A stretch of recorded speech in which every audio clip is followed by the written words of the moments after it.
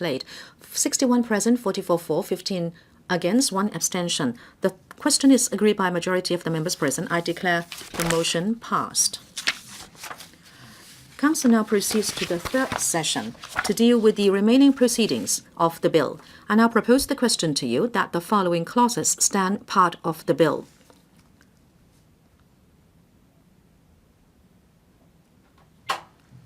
Clauses 1 and 2.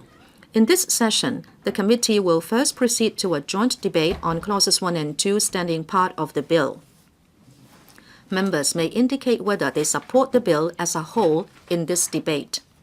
After the debate, the committee will vote on the 2 clauses standing part of the bill. Then the Council will resume and deal with the motion that the report that was made in the Committee of the Whole Council be adopted and the motion on third reading. Members have already been informed that this session will take about 6 hours. The debate now commences. Mr. Ray Chan. President. Today, we are debating the Appropriation Bill 2019. We don't have much time before the third reading of the bill. I'd like to say this to Mr. Paul Chan, the Secretary. I congratulate you. I congratulate him not because the bill will eventually be passed. As you know, the bill will definitely be passed. When the officials replied just now, they said members should veto all the amendments and pass the bill as soon as possible. It makes no difference whether the bill is passed at 3 p.m. or 6 p.m. Why do I congratulate him? Because no one pays much attention to this Appropriation Bill 2019. The entire city pays no attention to the fact that the Council is debating the Appropriation Bill 2019. Whether it is a good bill or a bad bill, no one really pays attention. In the past, reporters might be following members to ask how they would vote, especially the Democratic camp, to see how many votes would be in favor of the appropriation bill. But the FS did his part. He would like to get all the supporting votes he could, and he, of course, would like to keep the opposition votes to a minimum. And that is why yesterday a reporter took a picture showing him sitting in his seat, sending apps messages to members, including the Democratic camp, trying to canvass votes. Well, he did not send it to me. I mean, he was sending to those Democratic camp members who might support him. I really have a heavy heart attending to the bill this year. When I spoke on the amendments, I said that whether an appropriation bill is a good one or a bad one, that is not the most important thing. Hong Kong people are not most concerned about this bill, and the reporters are not counting the votes for you. Say how many votes would be in favor, how many votes would come from the Democratic camp. I remember last year, the FS was very nervous because on the eve of voting, Carrie Lam was taking her executive councillors to Beijing. The later the vote was taken, the fewer the supporting votes. But then from his angle, if he can canvass more supporting votes, he may speak with a louder voice because he will be the one controlling the expenses, and he will be able to have more teeth in asking bureaus and departments to execute their duties. Now, if the appropriation bill is not exactly supported by the Council, then his bureaus and secretaries may not listen to him. Just like the DSE examination fees, there was such a mess. And there were reports saying that even the bureau said it had nothing to do with them and it was all from the FS. And then this year, I know that he spent a lot of energy on the medical front, but too bad the HA is not at all determined to do a good job. It doesn't even want more money to spend. But anyway, more supporting votes would mean more authority for you. But for me, I am going to veto it. I have been saying this all these years. I would call this a kind of misappropriation bill. It is also a bill that is set to deceive us. and it is biased towards the conglomerates, and it may even bury Hong Kong. Now, of course, it's a heavy term to use, and I'm going to explain it. Therefore, I would urge members not to support the Appropriation Bill 2019. I know some members of the Democratic camp supported second reading.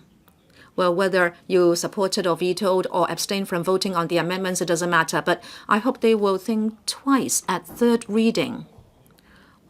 I hope they will not support this appropriation bill.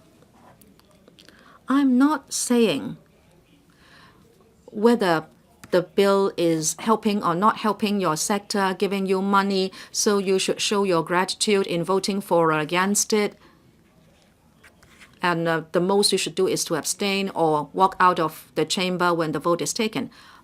Actually, what is the meaning of this appropriation bill?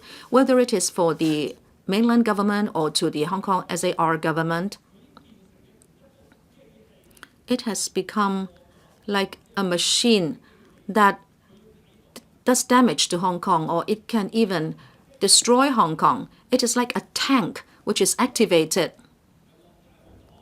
Hong Kong people are now flocking to the streets to block this tank. If you support the appropriation bill, you will give fuel to this tank to march forward, and no one will be saved if this tank marches forward. In the end, no one, not any sector of the community, will be spared. The middle class will not gain, grassroots will not gain. This machine that will destroy Hong Kong, if it marches forward, even businesses will suffer. No one will be spared. This is the major premise. Amongst the expenditures under the subheads and heads, many of them are just there to support the Financial Secretary and his team. This is an appropriation bill full of lies.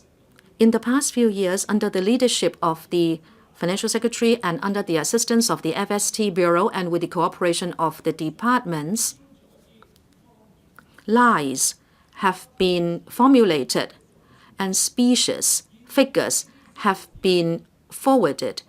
And on the basis of such figures, the FS has many times underestimated the annual income of the government.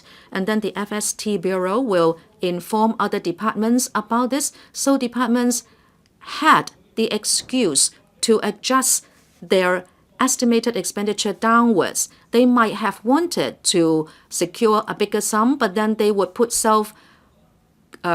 constraint on themselves because the government is saying it doesn't have a lot of money. And in fact, the controlling officers also had a hard time. Actually, departments might not want to have too much money, because if they had too much money, they might have the pressure to do more. And if you also tell them how they should spend the money, they might think that they were losing face. All the time, from John Tsang to Paul Chan, you have underestimated revenue, you have underestimated the surplus, and then you formulate the appropriation bill on that basis. A lot of money in the surplus could have been spent to improve the lot of the people, but now it is just sitting in the treasury. Therefore, I would object to this appropriation bill, which is fraught with lies, which is full of accounting tricks, and I really don't want you to support it either. As before, the bill is biased towards the conglomerates. A lot of the tax breaks are benefiting the businesses and conglomerates. Last time, the CE said that the FS, the FST Bureau, and also departments responsible for giving the tax concessions, and I'm referring to the rates exemption, you are giving rates exemption to the tune of $100 billion to the conglomerates. At the Rating Exemption Order Subcommittee, the administration said that even if it was a chain of stores, even if it was a conglomerate, even if they pay less rates, in the end it will be transferred to the citizens and consumers. At that time, I already pointed out, please do not deceive Hong Kong people. Please do not sound so naive. You think if they pay less rates, they will sell their goods more cheaply? Well, if they are so conscientious, well, we have been asking you to give rent subsidy to people in the queue for PRH and people in subdivided units. You said no. You said if there will be rent subsidy, the owners will just hike the rent. And in the end, the money will go into the pocket of the owners and not the grassroots whom you want to support. Well, that you know, right? Then why are you telling me that if there will be rates exemption, the small shop owners and chain stores will transfer the benefit to consumers? Well, aren't you deceiving people? Come clean, please. You say you are caring and sharing and you want to share the fruits of the economic prosperity, and then you are sharing the fruits first with the conglomerates. I have always said that this is ridiculous. Even if you want to do it, you should not put it or subsume it under so-called relief measures. What kind of relief would the conglomerates need? Why can't you plow the surplus back into the community?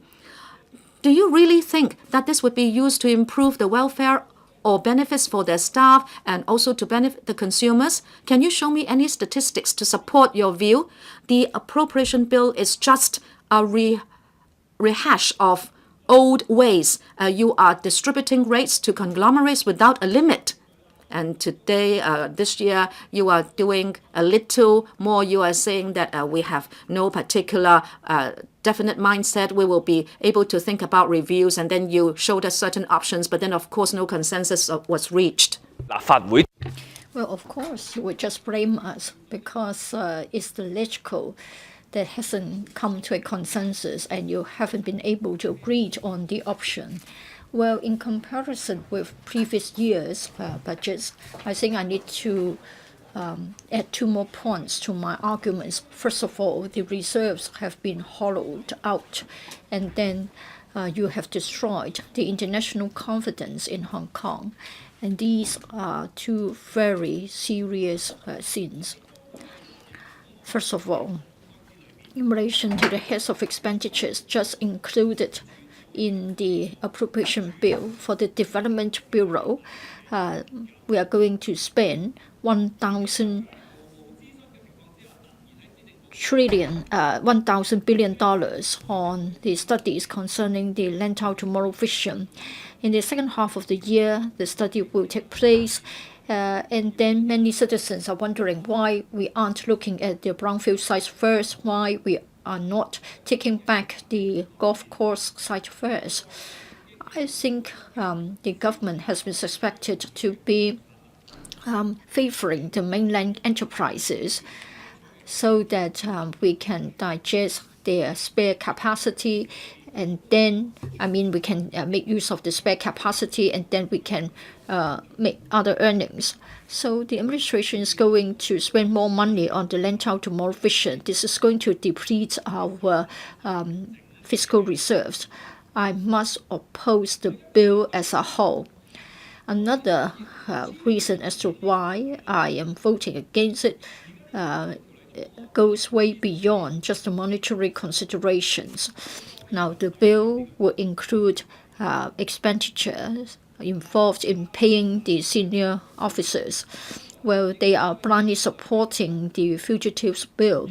Should we continue to pay them every month? Should we pay them for destroying our international image? Should we pay them for carrying out this mission to destroy our confidence in the rule of law? Well, the CE, the SJ, the S4S, etc. have been included in my CSAs. I didn't even have time to talk about the case of the SJ. Now, CE has got his number one fan, Mr. Ronnie Tong, also a member of the Executive Council, quite blatantly he's also helping to promote the fugitives bill. Well, in the financial year that we find ourselves in, I think the people of Hong Kong should not just be considering how much will be handed out to us. I think you would not have attracted so many protesters in the march just because there were controversies about the cash handout. For the fugitives bill, we attracted 130,000 protesters who took to the street. Well, the appropriation bill is a very important bill. When it is vetoed, it would bring about the paralysis of the government. There will be the fiscal cliff.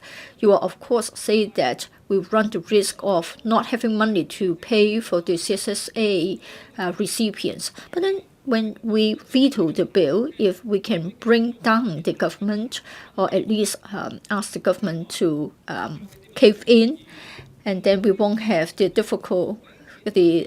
evil tanks rolling towards us, then we should stop supporting the bill. We should be opposing the budget so that we can withstand the rolling tanks.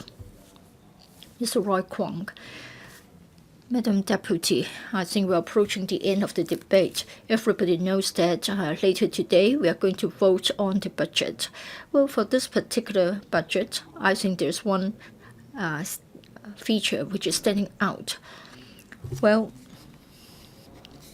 I think since 2003, this is the budget attracting the lowest approval rating, a negative 33%. Last year, the handing out of $4,000 has still not been implemented. It is a mess now. We have got 33 officers leaving the office responsible for handing out the cash. Probably last time when the decision was made, the administration didn't know what to do about the details so as not to add to the burden and troubles of the citizens. This year we have got the extradition law amendments, and so it has cast a cloud over us. Probably it has helped the FS a lot, because in the past he used to worry about whether he was getting enough votes and whether he would be attracting criticisms. This year we don't even have spare time to deal with that, because we have to focus on the fugitives bill. But still, we are concerned about the government's plans on spending the public money. It is an important issue because our livelihood issues cannot be separated from our public coffers. Yesterday, as a result of a case conference, we went to the street sleepers in Sam Shui Po. When I was a social work student, I also went around to do voluntary work, and I visited the street sleepers. Has there been any change? It has changed for the worse. In the past, they could try to have a makeshift home, and then they can lock their belongings in a drawer under a flyover, and then they can go to work during daytime. Nowadays, different government departments have worked hard to clear the street sleepers from the site underneath the flyovers, and they don't even have a roof over their heads under the flyovers. So it appears that the problem has gone, but in fact they have all been evicted, and they have to go to a park in Tung Chau Street. Well, they asked us this question. They would like to know whether it is a fact that the government has run out of money, and so people like them have to sleep rough. We asked them if they have been applying for public housing, but then they're singletons as a result of the scoring system. They haven't yet got to their turn, and then we asked them if they're interested in going to a hostel, but then they can only stay there for 6 months. So some of them have tried staying at a hostel for the street sleepers, and they have to go back to the street. Now, for the estimates for us, $2 billion have been set aside for transitional housing. On the face of it, it is a good idea, but in fact, the ball has gone to the court of the NGOs. In other words, if you want to have a hostel for the street sleepers, if you want to have transitional housing, NGOs have to approach the government.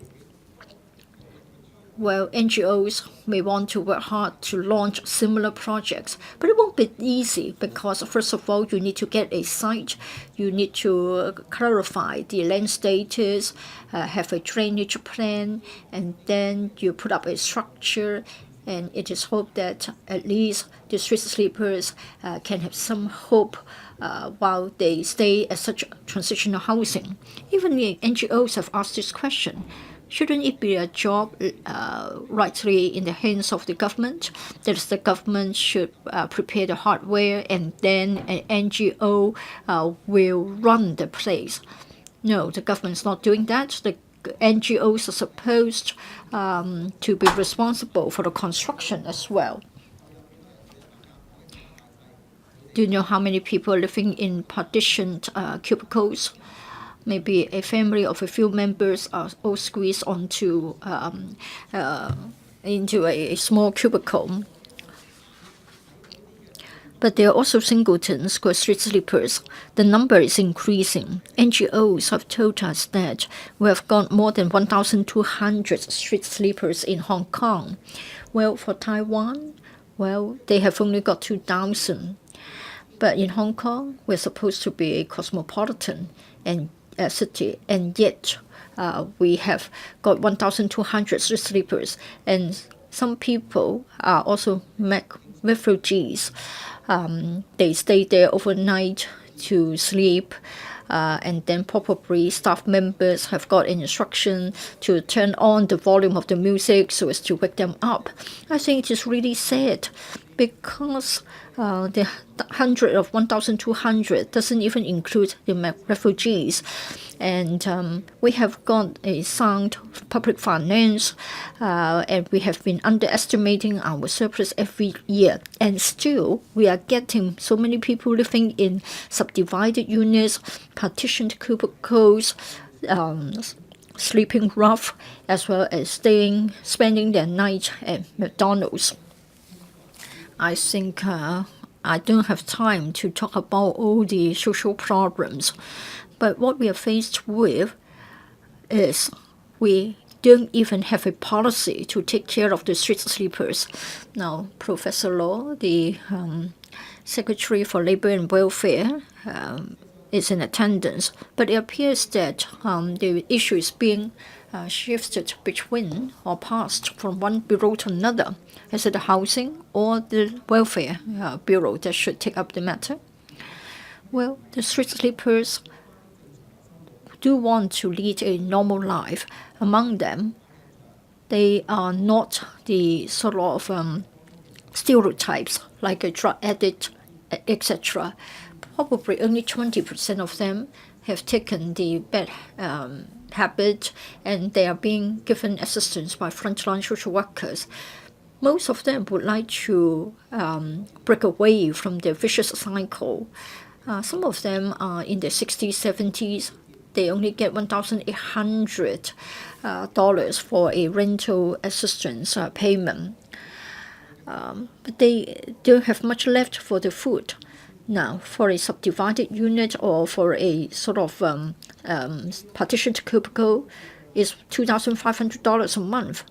Don't go there in summer because you will be having a bed full of bugs, the bed bugs, and you can't really sleep in such a poor environment.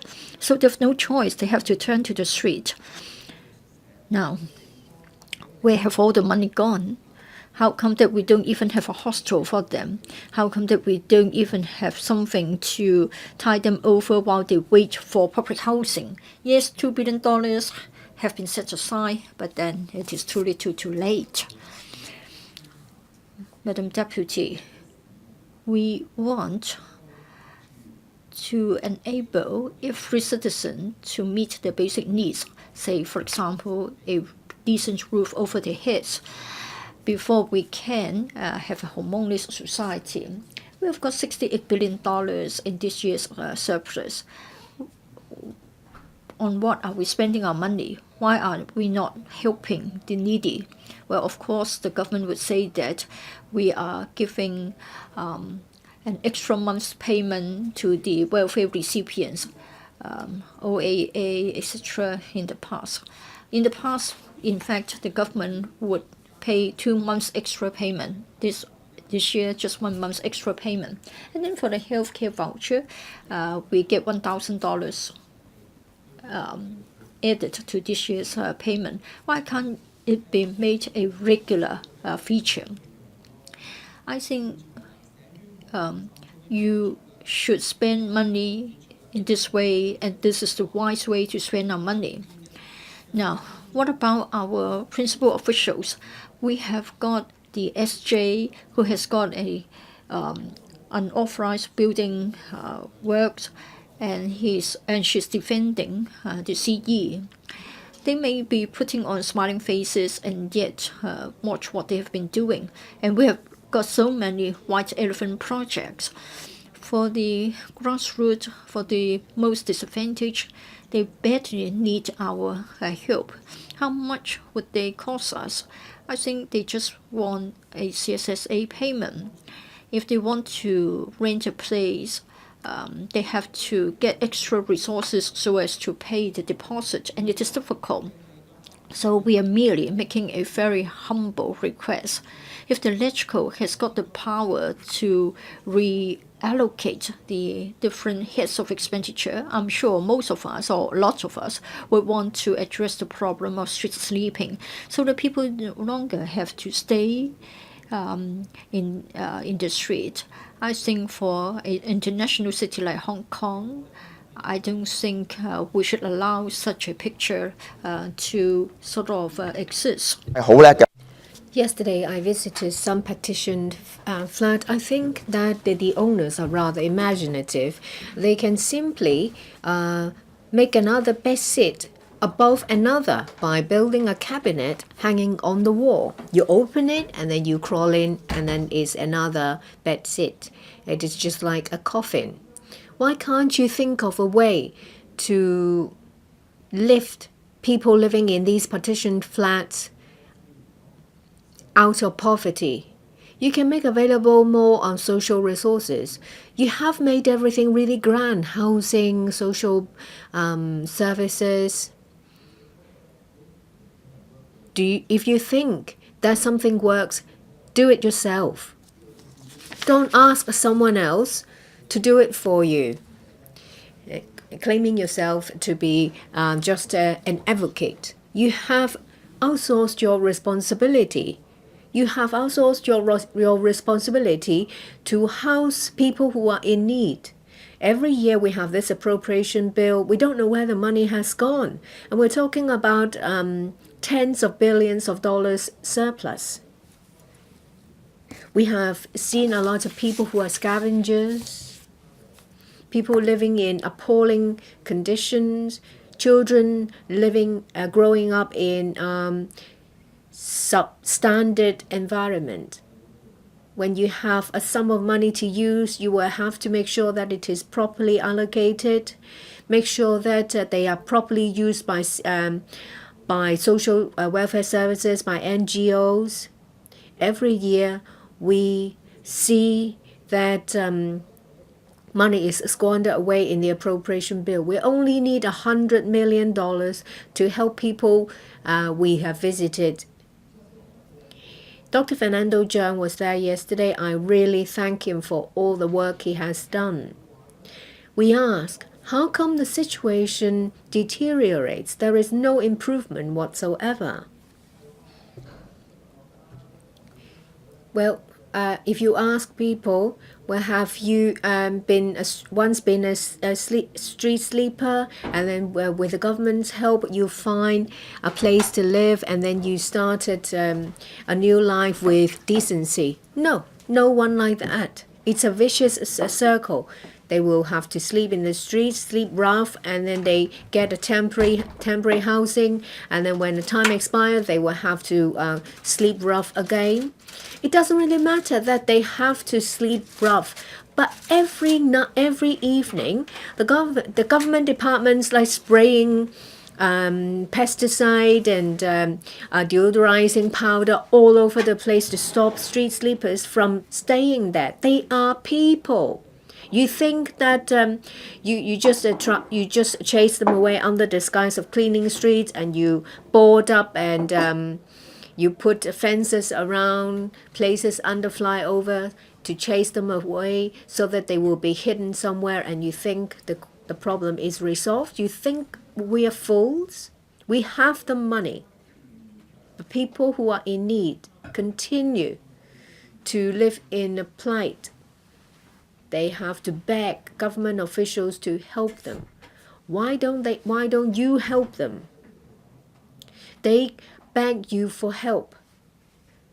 Aren't you moved when they tell you, why don't you help us?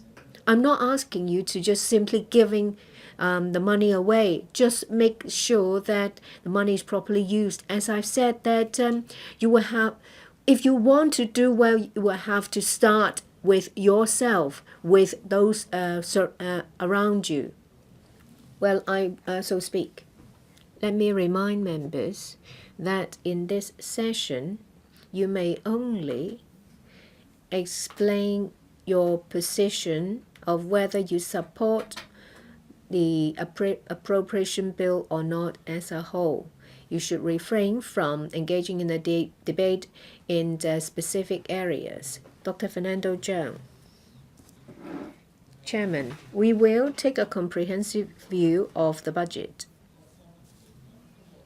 We will also look at the impact of the budget on different areas in Hong Kong, but I would like to focus more on people's livelihood. Please allow us to elaborate on livelihood policies and use this perspective to analyze whether the budget is a good one and how it impacts upon different aspects of society. I'm afraid I can't support this budget because we can't see that poverty has been improved in any way whatsoever because of the budget. On livelihood issues, there are too many inadequacies and flaws. A number of members, including Roy Chang, and then before that, Dr. Cheng Chung Tai, and I myself went for a visit. Mr. Leung Yew Chung and Mr. Eddie Chu went with us as well. It was organized by SOCO. It's done pursuant to a complaint lodged with LegCo. It is in relation to social housing. The scale of the project is rather small, only 24 places, residential places. We have over 1,200 street sleepers. It's only a drop in the ocean. Anyway, we went for a visit last night, and we were quite heartened by this project because if something like this can be done by the community, we believe that with the help of the government, the problem will be resolved. Under the project, the NGO managed to get developers to do something in areas where most of the ownership has been consolidated. It will still take a few years for the remaining ones to be bought. We see something like this very often. The URA, the Urban Renewal Authority, has a number of such projects in the pipeline.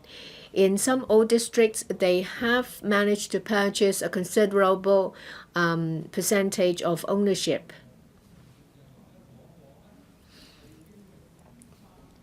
It will still take 3, 5, or 7 years before they can buy all the flats for redevelopment. During that time, these flats can be used for transitional housing. But the URA has never done something like this. The government has never asked them to do so. What SOCO manages to do is to get developers to allow them to use some flats, and then they use a foundation, giving them about it will cost about $200,000 for a unit. There are about 4 of such, and each of them can maybe offer six places. People can live there for 3 years. It only costs a small amount of money. They also managed to find considerable number of organizations and companies to donate electrical appliances, professionals, experts and professors of the Hong Kong U to design the interior of these hostels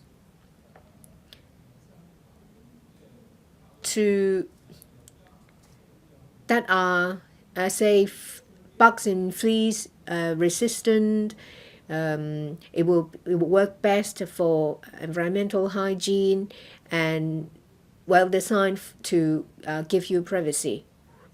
We are talking about 1,200 people sleeping rough. These are people who have registered with the Social Welfare Department. There has been some studies conducted by community organizations. They think that there's only about half of that is only 50% of street sleepers. In fact, there are about 2,400 of them who can't find a proper place to live. Some of them are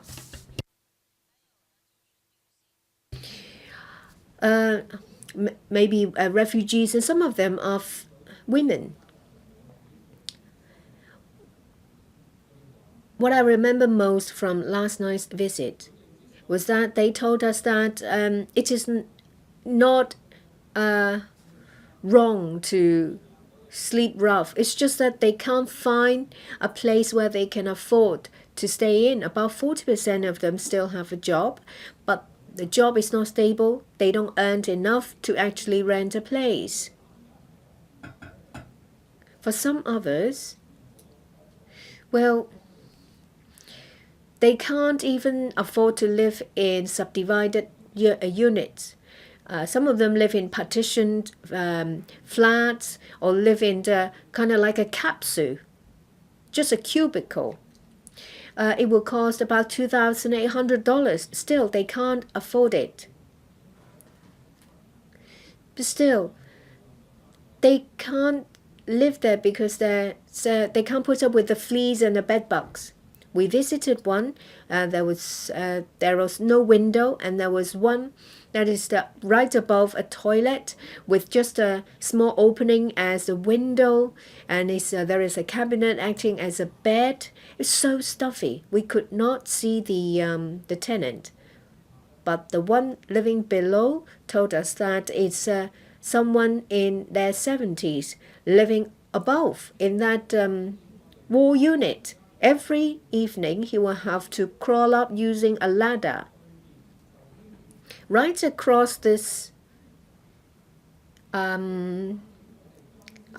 these apartments is another luxurious block of residential flats. We talk about economy first. We will have to maintain Hong Kong's competitiveness. We have to keep up with our GDP development. But we have a wealth gap. When the government does something to reallocate social resources, the result is a more serious wealth gap, because government only gives rate waivers, reduction of profits tax. When Carrie Lam took office, she offers further reduction of profits tax of SMEs, by giving them 50% reduction. And then there is a waiver of business registration fees, and they have also increased the loan credit facilities of businesses. So the more money you have, if you have money to do business, then you receive more. If you're poor, say, well, and the eligibility of elderly CSSA has been increased to 65 from 60, and there has been reduction of a subsidy in one way or another. Previously, you could use these subsidy and grants and supplements for glasses, for this and that. No, they have been taken away. If it costs you $4,000 to rent a subdivided unit, that means you will have to come up with about $10,000 up front, because you have to pay deposit for the unit as well as for utilities. I think this budget has simply torn our society into bits. You want the budget to help people to save their lives. There are some life-saving drugs that are out of reach for to those in need. Well, we have the Secretary for Food and Health here. Your healthcare policy is that no one should be deprived of proper healthcare services because of lack of means. Well, doctors have prescribed these drugs, but how many cancer patients are suffering because of an outdated policy that doesn't care about patients' well-being? A lot of patients are deprived of their access to proper drugs. Say, for example, cancer patients, there are some expensive target drugs that are available. It will cost tens of thousands a month.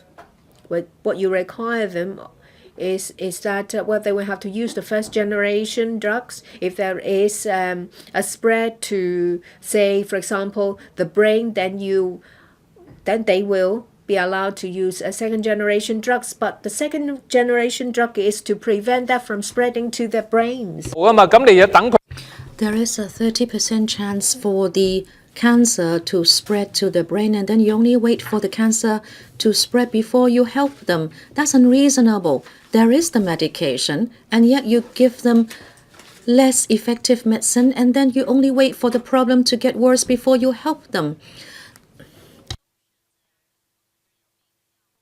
This has happened with many rare diseases, and it has also happened with cancer patients.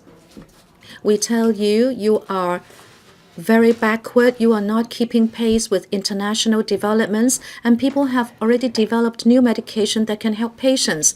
And then you say we have already progressed because we hold 2 meetings a year. Last night, a street sleeper was very much angered. The rent subsidy, that is $1,800. Where can you get accommodation with that kind of money? You officials make more than $10,000 a day. Why are you allocating social resources this way? What is their sin? Their sin is poverty. Their sin is sickness. Not even the middle class can afford housing. In Hong Kong, it's easier to die than to be sick.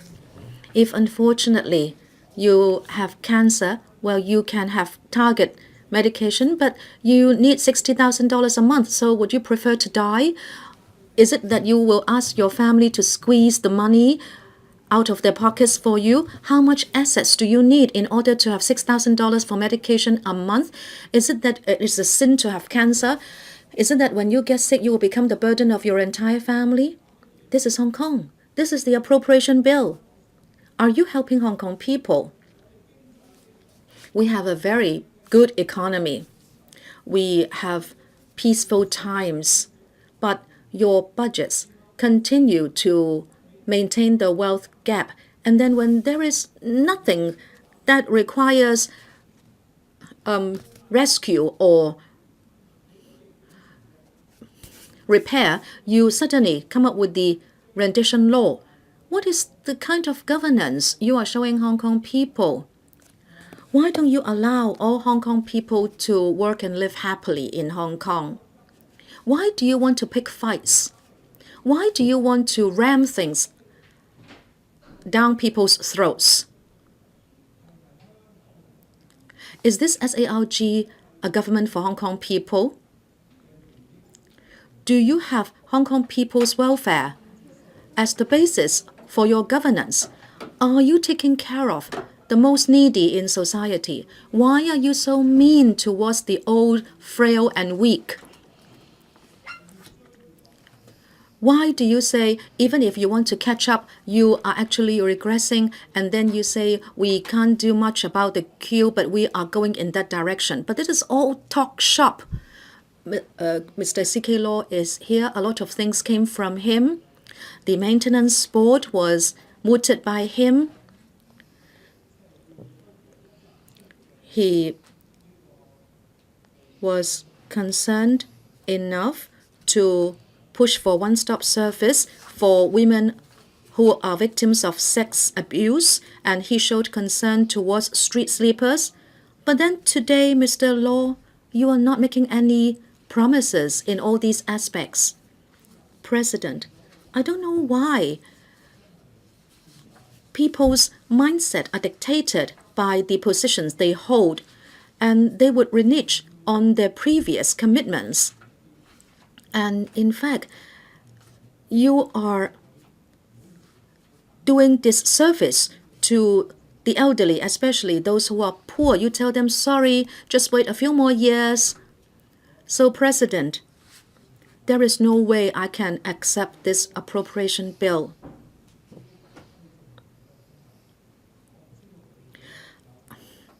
I don't know how the SARG can face the family of the murdered victim, because this controversy is not helping her or her family. Mr. Michael Tian, Financial Secretary, I have 3 questions today, 2 of which are philosophical. One has to do with policies. I hope you will respond to them. In March, in a radio program, I advanced this view in response to the appropriation bill. I said the FS would like to do a lot, but policy bureaus might not want to take up the job, so the FS could not accomplish his task. And if you just work in cooperation with other bureaus, then it seems you are like a company secretary. Well, in fact, I was not criticizing you. I was thinking that things were not fair for you. Very often when I spoke to him, he was all ears. He would like to know what good proposals there are in the community. So what is the problem? What is the division of labor between him and the bureaus? I can give you an example. Say the $10 billion health fair fund. He is willing to dish the money out, and the bureau is happy to get it. And then you have all the items. And of course, if you don't list the items for the expenditure, then people would say that you are not being very practical.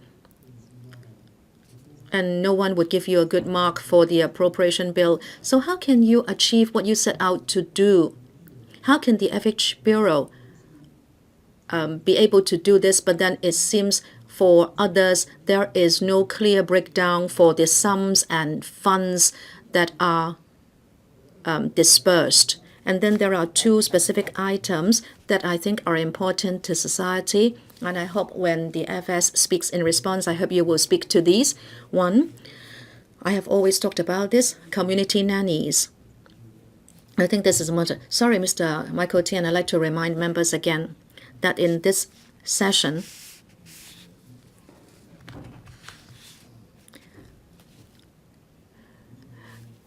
it is because we can't speak at 3rd reading, and so we have allowed members to speak in this session on whether they support the bill as a whole.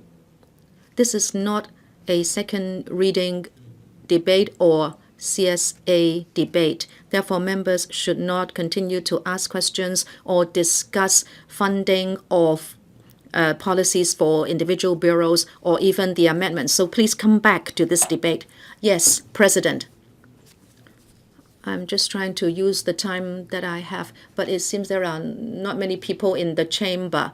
Okay, to respond to what you said just now, President, I'm actually explaining how I'm going to vote. I'm talking about the basis for my vote in a moment. And I was saying that the FS would have to respond to these 3 questions before I can decide whether I would support the appropriation bill. So may I continue, please? Because this is related to my vote. Yes, please. Okay, 2 specific items. The first one, community nannies. Why is this a philosophical issue? We have an aging population and we need to cope with it. And many young parents don't want to have children because both of them are working and no one takes care of the children. There are about 1,000 community nannies now. If they only have statutory minimum wage, which is now the nominal kind of reward, then we would use up the $50 million. In other words, you can't add manpower to this group. But as far as I know, there are over 10,000 cases which require nannies.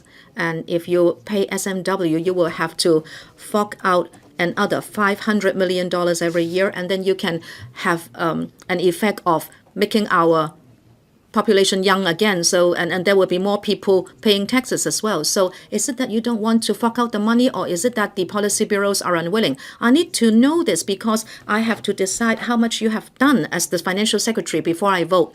The second specific issue is our hospitals are overcrowded, and at the peak you only dealt with the symptoms, and then after the peak you would say that there was no urgency. Undersecretary, you know this best. So every year the public doctors are crying out foul, but then we rehash the old problems every year. Last year, I asked the frontline doctors, and they said that, in fact, it is not just manpower, but also space. They have limited space, but at the peak, they added beds, and then the beds were very close to one another, and there was no space to work. The doctors proposed that they would like to have 2 more stories as buffer space. It should be kept empty in normal times, but it should be used during the peak, and there may be a peak in different aspects. We asked you, and you said, first of all, you would need the money, but secondly, you would need a more relaxed plot ratio. Say you would be allowed to have extra stories. But these are under the purview of the financial secretary. I hope he will give me specific answers. If not, I don't know how I'm going to vote. And I thought if there would be more space, different divisions and disciplines would fight for it, so you would have to state clearly how the space could be used. And then number 3, you set up the tax policy unit 2 years ago. You said that this would tackle the issue of a narrow tax space in Hong Kong. At that time, I applauded you. I think this is a core issue for Hong Kong. It was one of the conflicts in Hong Kong, and it was a thorny issue. And then the FS embarked on it, and I thought that he had vision and courage. But then, who knows? After 2 years, nothing has been said about it. There is actually no mention at all in the budget about this. And I don't understand. Is it that you have dealt with the problem of a narrow tax space? But then if the problem is still there, then you have set up this unit to look into it. But then it is not mentioned at all in the appropriation bill. Or at least you should say that you are studying the issue, but it is very complicated and you have achieved no headway and you needed more time. And then so you kind of give us some follow-up, but you have said nothing, but the unit's still there. I don't know whether our tax base is still narrow. Is it that you have such a big surplus, you have a headache distributing it, so in fact you don't have to deal with that? But this is true for today, but what about the future? If the narrow tax base is no longer a problem, I would be very happy. But FS, I hope that you will respond to this in a moment so I can rationally decide whether I would vote in support of the appropriation bill. I don't know how to filibuster, but I have covered my piece and I have only used 6 minutes or so. I would give the floor to Dr. Priscilla Leung. Dr. Priscilla Leung, President.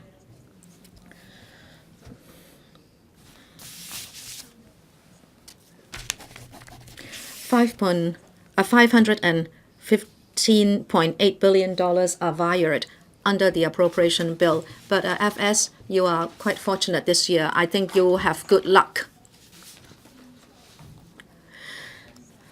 And I'm saying that on the face of it, the controversy of the rendition bill has overshadowed controversies in the appropriation bill. But actually, we have had a debate on 56 amendments. And I think it may be a good idea for us to take a look at this fact, and that is the passing of the appropriation bill and the relationship between the executive and the legislature. Just now, Mr. Ray Chan said the appropriation bill will eventually be passed, and I agree. Because in Articles 50 and 52 of the Basic Law, it is said that the appropriation bill is different from other major bills. Because for other major bills, if they are not passed twice in the Legislative Council, then the chief executive may dissolve the Legislative Council. But then for the appropriation bill, if it is not passed just once, the chief executive can already trigger the dissolution of this council. So why is it so important? It is all because this is about money, and money talks. If you don't have money, the government will experience a shutdown, and as was said just now, we might not even have money for welfare. But apart from this, I think we should take a comprehensive look at the appropriation bill. And I would say that it is not fraught with major wrongs, but then it is not very interesting, it is not forward-looking, it is just safe. It is easy for me to support the appropriation bill for just one reason, because $6 billion has been put aside for harborfront construction. It is not 10 billion, but as politicians, we know how to accept a deal. But then in January, well, I think the FS was not in such a relaxed mood at that time, since now the Secretary for Labour and Welfare is here. At that time, it was quite imminent, because I think that the controversy at that time was that you raised the age threshold for elderly CSSA to 65. 好震驚。 Legislators across the political spectrum were shocked. Yes, we did pass the estimates last year. Today, we're having the third reading of the Appropriation Bill 2019-2020. Well, in fact, the estimates run to many pages. It's as thick as a telephone directory. Nobody can read from cover to cover. I think we just read the parts that interested us.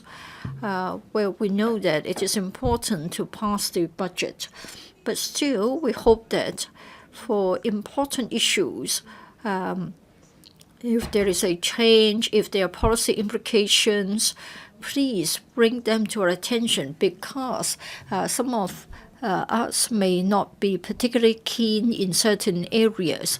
You may also say that the panel has had a discussion, but please don't take for granted that every detail in the directory-like estimates will be known to us. Well, procedural-wise, you think that you're right, but then you need to look at the political side of the matter as well. Mr. Chairman, we always talk about the relationship between the executive and the legislature. We talk about the requirements in the Basic Law. We know that we have to pass the appropriation bill. But then there are hidden rules. In January, the society was talking about how to take care of the young old, that is those in the age band of 60 to 64. We were all surprised to see that the eligibility age will be raised to 65. At that time, many people would like to take it out on the FS. Even the pro-establishment camp members were upset. I would say that the CE was responsive to our suggestions. She agreed to the middle-of-the-road option, which I took part in devising. But then I think you can't just look at the mechanism. You try to return the $200 that would have been deducted from the payment. I don't think we need to be that inflexible. I would like to tell the FS as well as the civil servants. We may be too used to the systems and mechanisms, but then you have to bear in mind the political landscape that we find ourselves. Sometimes you might have already gone through all the necessary steps in the procedure, but you have yet to secure the support of the different political parties. Now, for the estimates, well, of course, we can only move CSAs to cut the expenditure in the appropriation bill, and therefore the opposition camp has been trying to move CSAs to cut the different heads of expenditures. I think we need to be more forward-looking. In many departments and bureaus, they haven't got enough money, and as a result, they are not able to be forward-looking, and some of them have overlooked the broader picture. Sometimes we ask the FS whether he didn't get any proposals from individual departments or bureaus. And he sort of gave us the impression that he couldn't help it. Now, we found that there are policies which had yet to be introduced, and perhaps they should also be more forthcoming. I won't go into the details, but then in the budget speech, we haven't got a specific chapter on education, though you would say that you find some information under R&D. I don't think you can spread it across different bureaus and departments. We have to embrace the Greater Bay Area, and we have to survive in the globalized world. It isn't just about STEM or personality development. Well, in future, some of them will become lawmakers. So how are we going to nurture our talents? We don't have a specific chapter on education. We don't know about our long-term plan for education.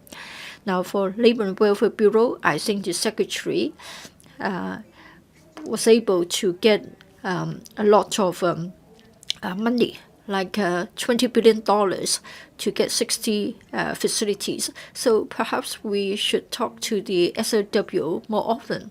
But would the FS be put in a passive mode, in a sense that is, it would only be receiving proposals from departments and bureaus? Well, we can only focus on what interests us. Now, 10 years down the road, since we've got hepatitis C, so we need to revisit the question of rodent infestation. And then for REO, they've been losing their information and their properties, so they need more money to help them. I think the government should have been more forward-looking. Mr. Chairman, I think a few years back we said that the Central Policy Unit should be overhauled. Now it seems that the CPU or its equivalent has almost been put aside or set aside. Now the opposition camp wasted a lot of time on going over the CSAs. Now the S4S has introduced the Fugitives Bill. At the end of the day, it will be the CE that should take up the responsibility. Perhaps we should have had more consultation, and we should have listened to the views from different parties so as to reduce the level of controversy. You would ask whether it is relevant to the estimates. Of course it is, because the S4S and the SB would need money to run their affairs. Well, the FS used to be a lawmaker, and that's why he's more familiar with ways that we work, and has been using WhatsApp to send messages to us just this morning. Well, I look forward to a better budget next year, I hope you will get a lot of commendation. And it isn't just the work of the FS. Perhaps there should be a brainstorming session for all the bureaus and departments. For education, of course, it would require cross-bureau, cross-departmental efforts. And for wet markets, we need more wet markets so as to have competition with the link facilities. In this sense, the Commerce and Economic Development Bureau should play a role as well. Well, we hope that the smaller traders can also survive. Now, in the coming year, we are going to render our full support to the budget. But still, I hope the government would be listening to us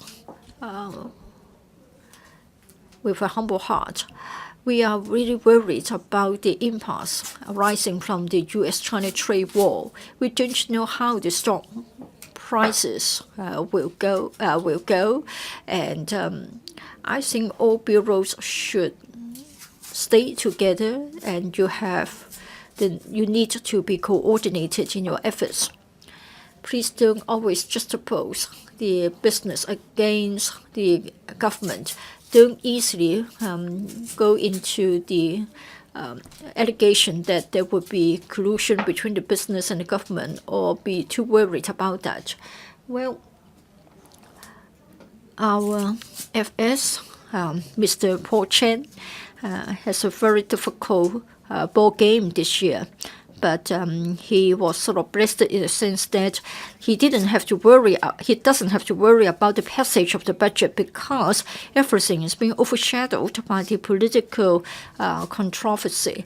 I hope that we all work hard together so that we can sort of ride over the storm, and then we can cope with the impacts arising from the U.S.-China trade war. Thank you. Dr. Yang Chongtai, before I speak, I would like to spend some moments to respond to what Dr. Priscilla Leung has said. In her opening remarks, she said that if the budget is not to be passed by the LegCo, then the CE may exercise her powers to dissolve the LegCo. Well, if we are to dissolve the LegCo, it may not be a bad option for Hong Kong, because when the LegCo is dissolved, it means that the Fugitives Bill cannot be scrutinized and it cannot be endorsed. So maybe the people of Hong Kong will be glad about it, and the business sector would have one burden taken off their shoulders. Because if the LegCo is dissolved and so the Fugitives Bill is shelved, then you don't run the risk of offending anybody, and then it will be the FS, Mr. Paul Chen alone, that will bear the responsibility.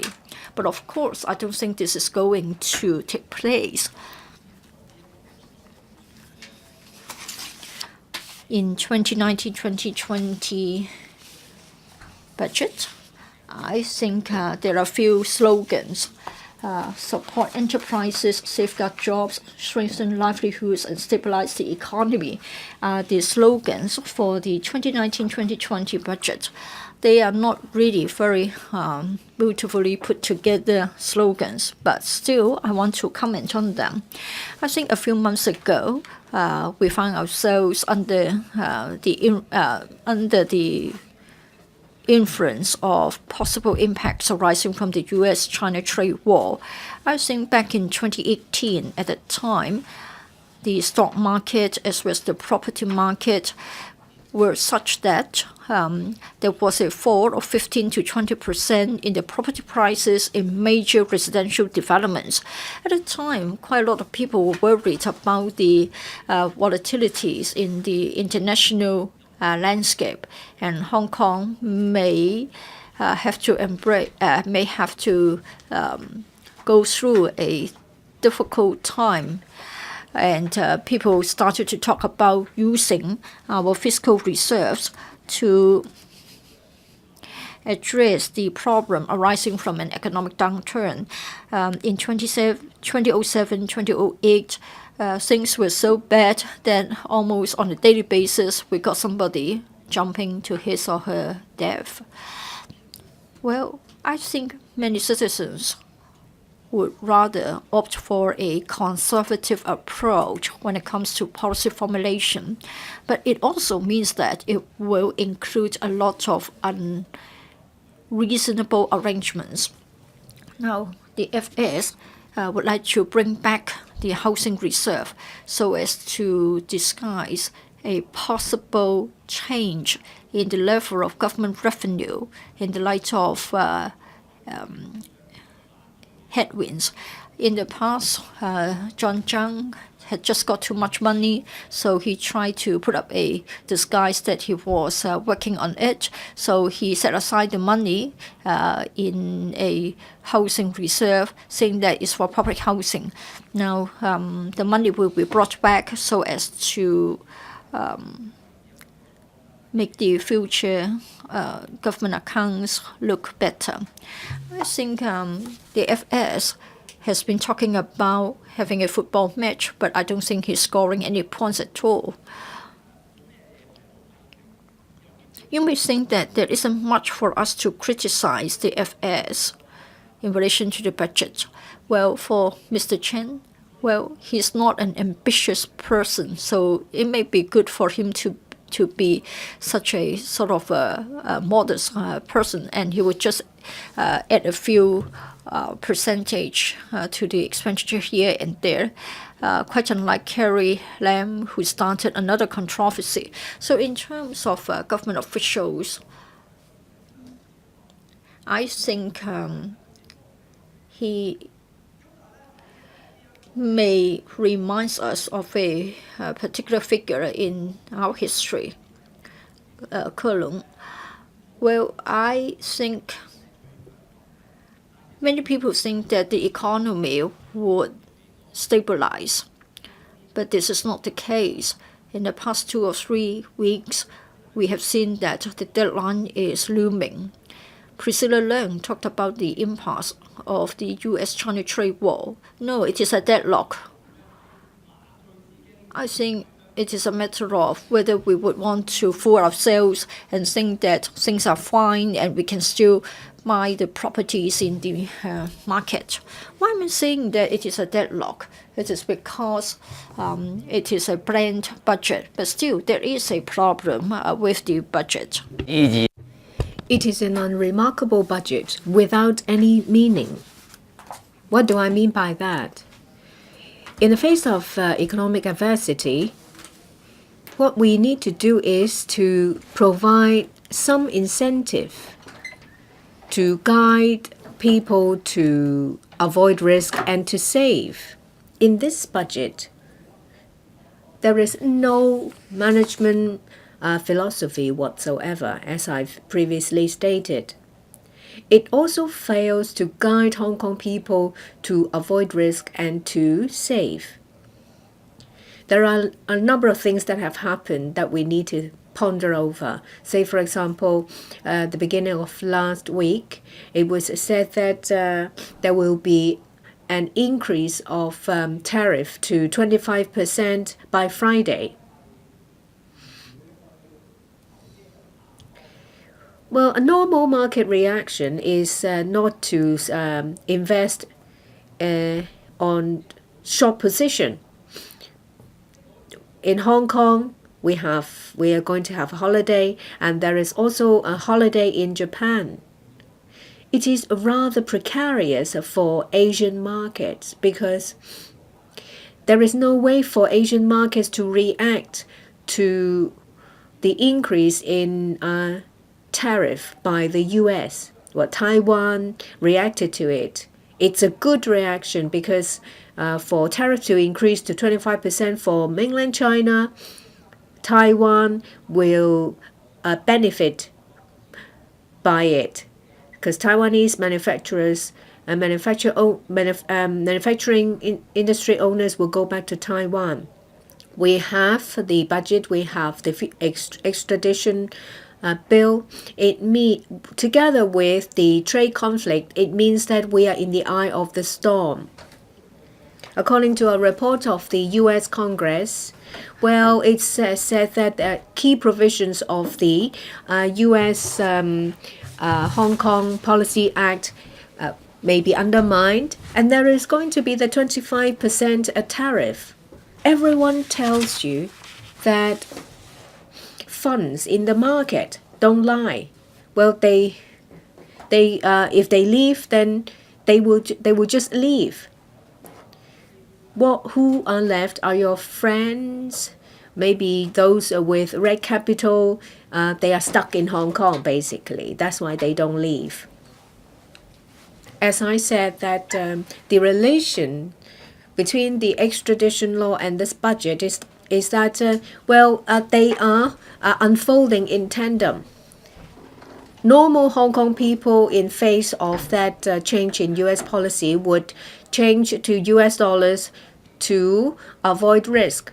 Well, what's peculiar about Hong Kong people, I'm one of them, is that we react very slowly to international politics. Well, the Hang Seng Index was propped up for a brief moment. It's hovering around 28,000 points. What it showed was that the mass don't even know to avoid or run away from the risk from the international uncertainty. In the macro atmosphere, how can we use the budget to protect Hong Kong people? Hong Kong economy is a fragile one. It's externally oriented. The budget will have to protect Hong Kong people from losing the shirt on their back. The tranquility and the calmness we have now should send you into fear. Let's assume that the extradition bill is exactly what liaison office and Western said. Well, what they said is actually directed at loyalists. Well, the implications of the extradition bill is manifold. As I've said in my first round,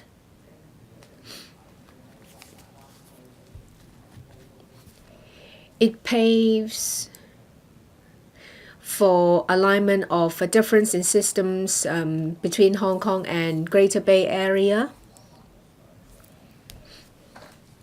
because we need for the legal systems to be aligned between Hong Kong and the Greater Bay Area. Well, the extradition bill doesn't target political prisoners. They may be Li Bo, they may be Gui Minhai, and anyone else. So this bill does not target political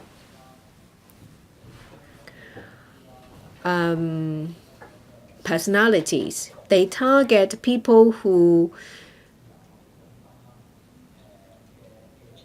carry funds away from the mainland,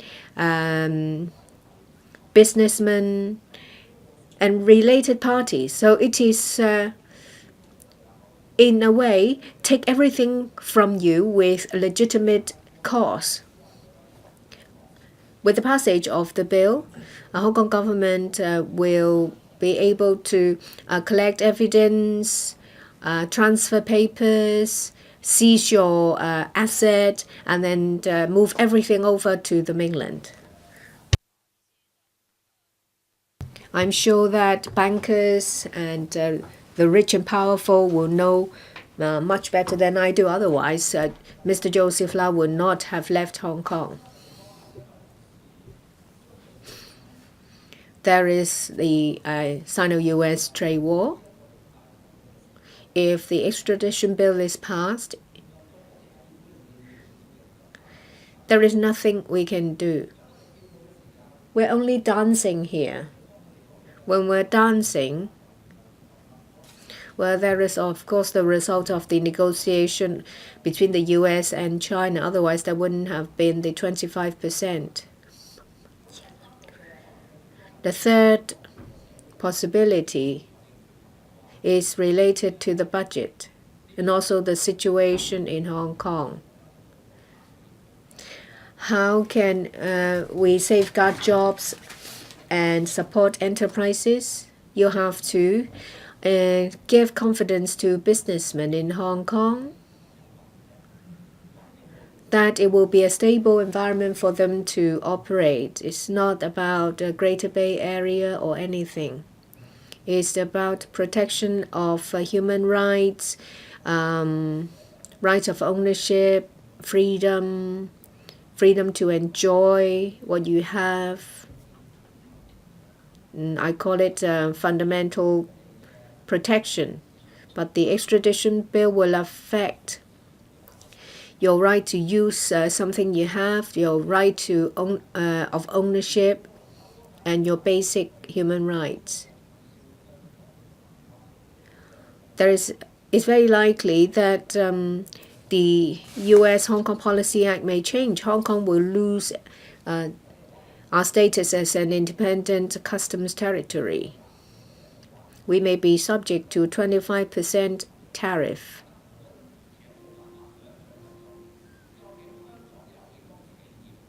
You can't imagine how many enterprises and the size of funds that face the risk.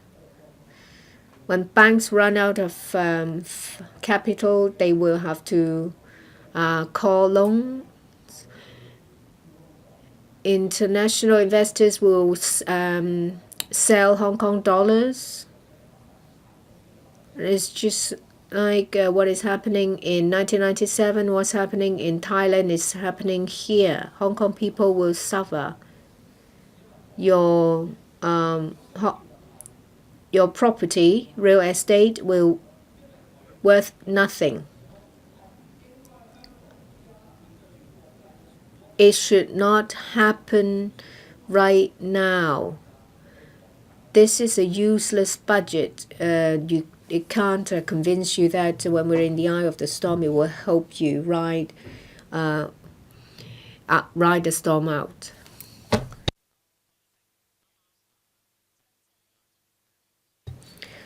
Just now, Dr. Cheng Chung Tai told you how useless this budget is. Well, we're in the midst of political controversy. This is one of our foci. Every year, through the budget, funds are requested from the LegCo for the resources to be used in different areas. The allocation of funds to different departments, the visions it has, is related to Hong Kong. Is it actually doing something good for Hong Kong? That's a different matter.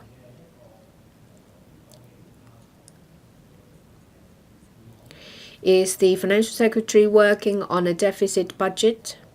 A number of people mentioned about the $16.8 billion of surplus. In a way, is a deficit because he has used the housing reserve from John Tsang. So the $21.2 billion in the housing reserve is moved to a different account. So without that, it's a deficit of $5 billion. And the Financial Secretary said that infrastructure will easily cost us $500 billion, $100 billion. Then I have to say to the Financial Secretary that you will have to be really optimistic that every year you will be able to generate $100 billion from land sale. And I have not even taken into account increase in public expenditure. How optimistic do you think this budget is? I have tried to use many examples to illustrate my point. I think I have spoken most. in this budget debate, I have used my chance to speak a lot on policies. In one of the times I talk about private-public partnership, whether such development is effective in suppressing property prices. With the increase of private residential housing, property prices continue to climb. Then you will have to think, is it because you sell so much land just to support the cost of infrastructure so that you can offset the $100 billion to be spent on infrastructure? That is not ideal. Some legislators say that we should not filibuster, we should not get in the way when it comes to vetting of funding applications. But if we do not put our heart into it, to seriously vet these applications, then we're just standing by while the government's squandering money away. Next to me is Tony Tse. Well, probably he doesn't me. We criticize one another.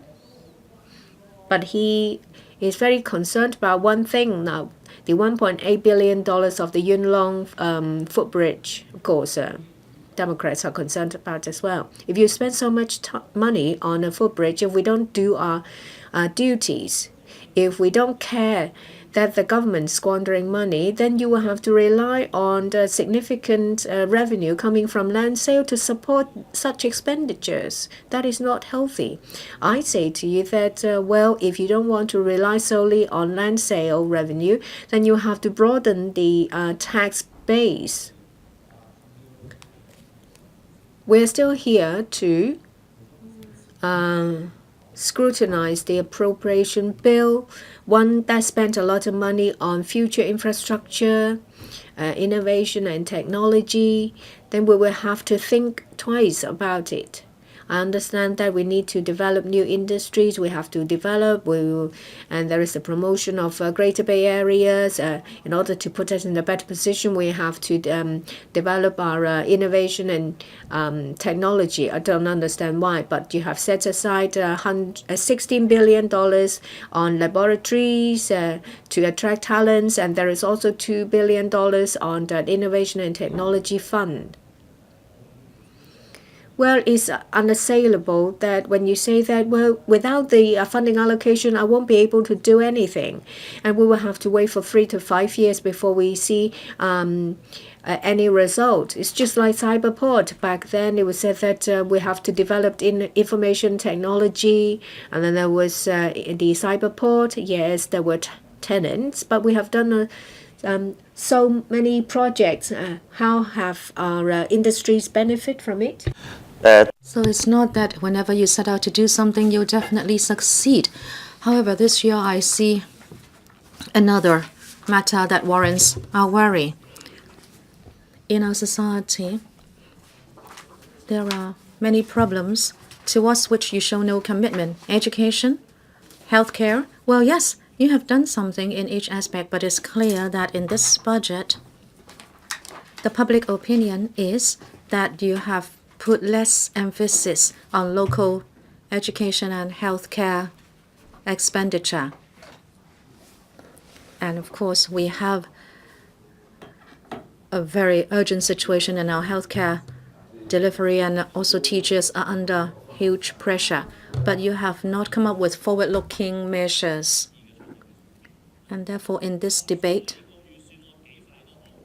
even if your budget is quite meaningless, I have been here the whole day. I think Madam Deputy and Mr. Andrew Leung might have seen me throughout the debate. You might not like the sight of me, but I have been here throughout the debate, and I have been going through the bureaus, and I was actually targeting the officials who were here. I haven't seen the Secretary for Education, for example, but still I talked about curriculum development, the promotion of the basic law, the UGC, and also TSA. The Development Bureau was here. Mr. Michael Wong was here, so I talked about land sales. The FST Bureau was here, so I talked about FSDC. And I'd like to also respond to what Dr. Chang Chong-tai said a moment ago. He said that the budget should be linked up with the world economy. And if the rendition law is to be made, if there is international concern, and that the US, China, and Hong Kong, our relationships will be affected. Well, yes, I did say that when we talk about economic development, the FSDC says that we should develop new products. But what about our own economic situation? I spoke with just one viewpoint, and that is we protect the interests of the small investors. But you can ask the investors. They say that the Hong Kong stock market is mysterious because if you look at the figures, it's easier to analyze the US stock market. It's not so easy to analyze the Hong Kong market because you don't know when funds will flood in from the north. And it is not easy to know whether the Hong Kong stock market reflects reality. Dr. Chang said it is not reflecting reality because now we have the US-China war conflict and customs duty may have an effect on Hong Kong. But it seems this is not reflected in the stock market in these few days. The FST Bureau and the FSDC may want to develop new products, but you have to think about Hong Kong's systems and whether they can maintain stability in the financial circle and also protect the interests of small investors. You say we should grasp opportunities, but you are not aware what your system allows you to do. And Dr. Chang also asked this question. Business sector councillors, you are worried about the rendition law. Are you happy to embrace your duties and your powers as legislators and voice your dissatisfaction? I don't see that happening, so I leave that to you. But Democrats have registered our very big worry, and we have done our best to oppose it. Well, of course, I'd like to come back to this budget debate. I don't want to say we should veto the appropriation bill and use it as a bargaining chip for retracting the rendition law. This may be one way out, but I can't imagine the whole council ganging up to do it.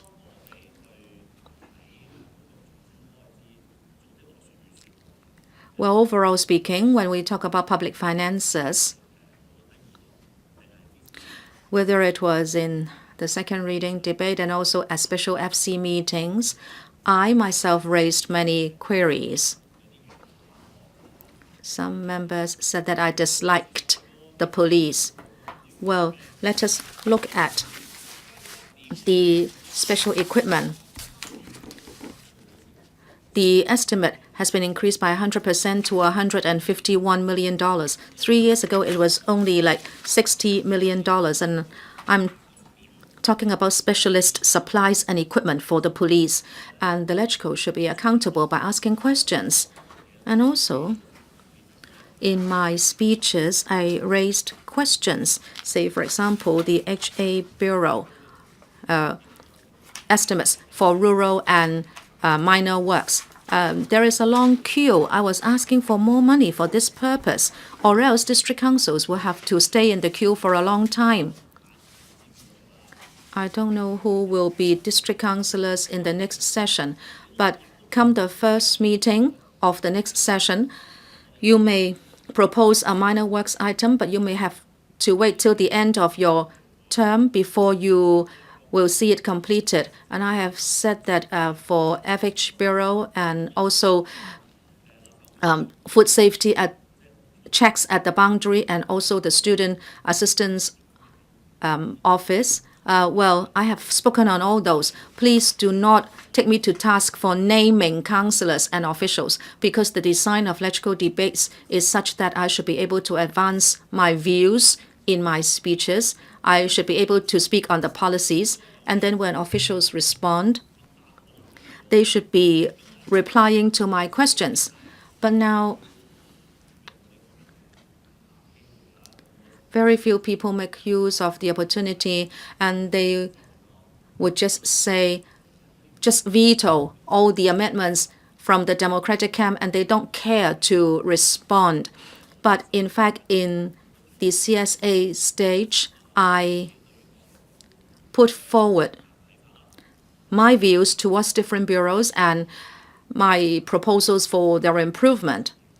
I hope they will really put some store by members' views. Even if the budget is meaningless, I hope you will bring about improvements. Lastly, I can detect a problem with this budget, but which has not really been mentioned, and that is whether the Hong Kong SILG has become the secretariat for our Hong Kong Foundation. Well, this may be a serious accusation, but I can see that quite a number of proposals in the budget have come from our Hong Kong Foundation. Well, whether or not the proposals are good is a different thing, but there are many think tanks in Hong Kong. We have the One Country, Two Systems Institute, and of course now it has a new name. There are different think tanks. Some of them are pro-China, and they have their different concerns. Why is it that you have chosen to listen to just one, and you have not listened to others? I hope when you formulate the budget, you will accommodate different views instead of going for selective listening. If you are selective in your listening, and if you don't pay regard to problems in different areas of our policies, then the budget will be rather biased. And different strata of society may not benefit from it, so I speak. The Honorable Tony Jie.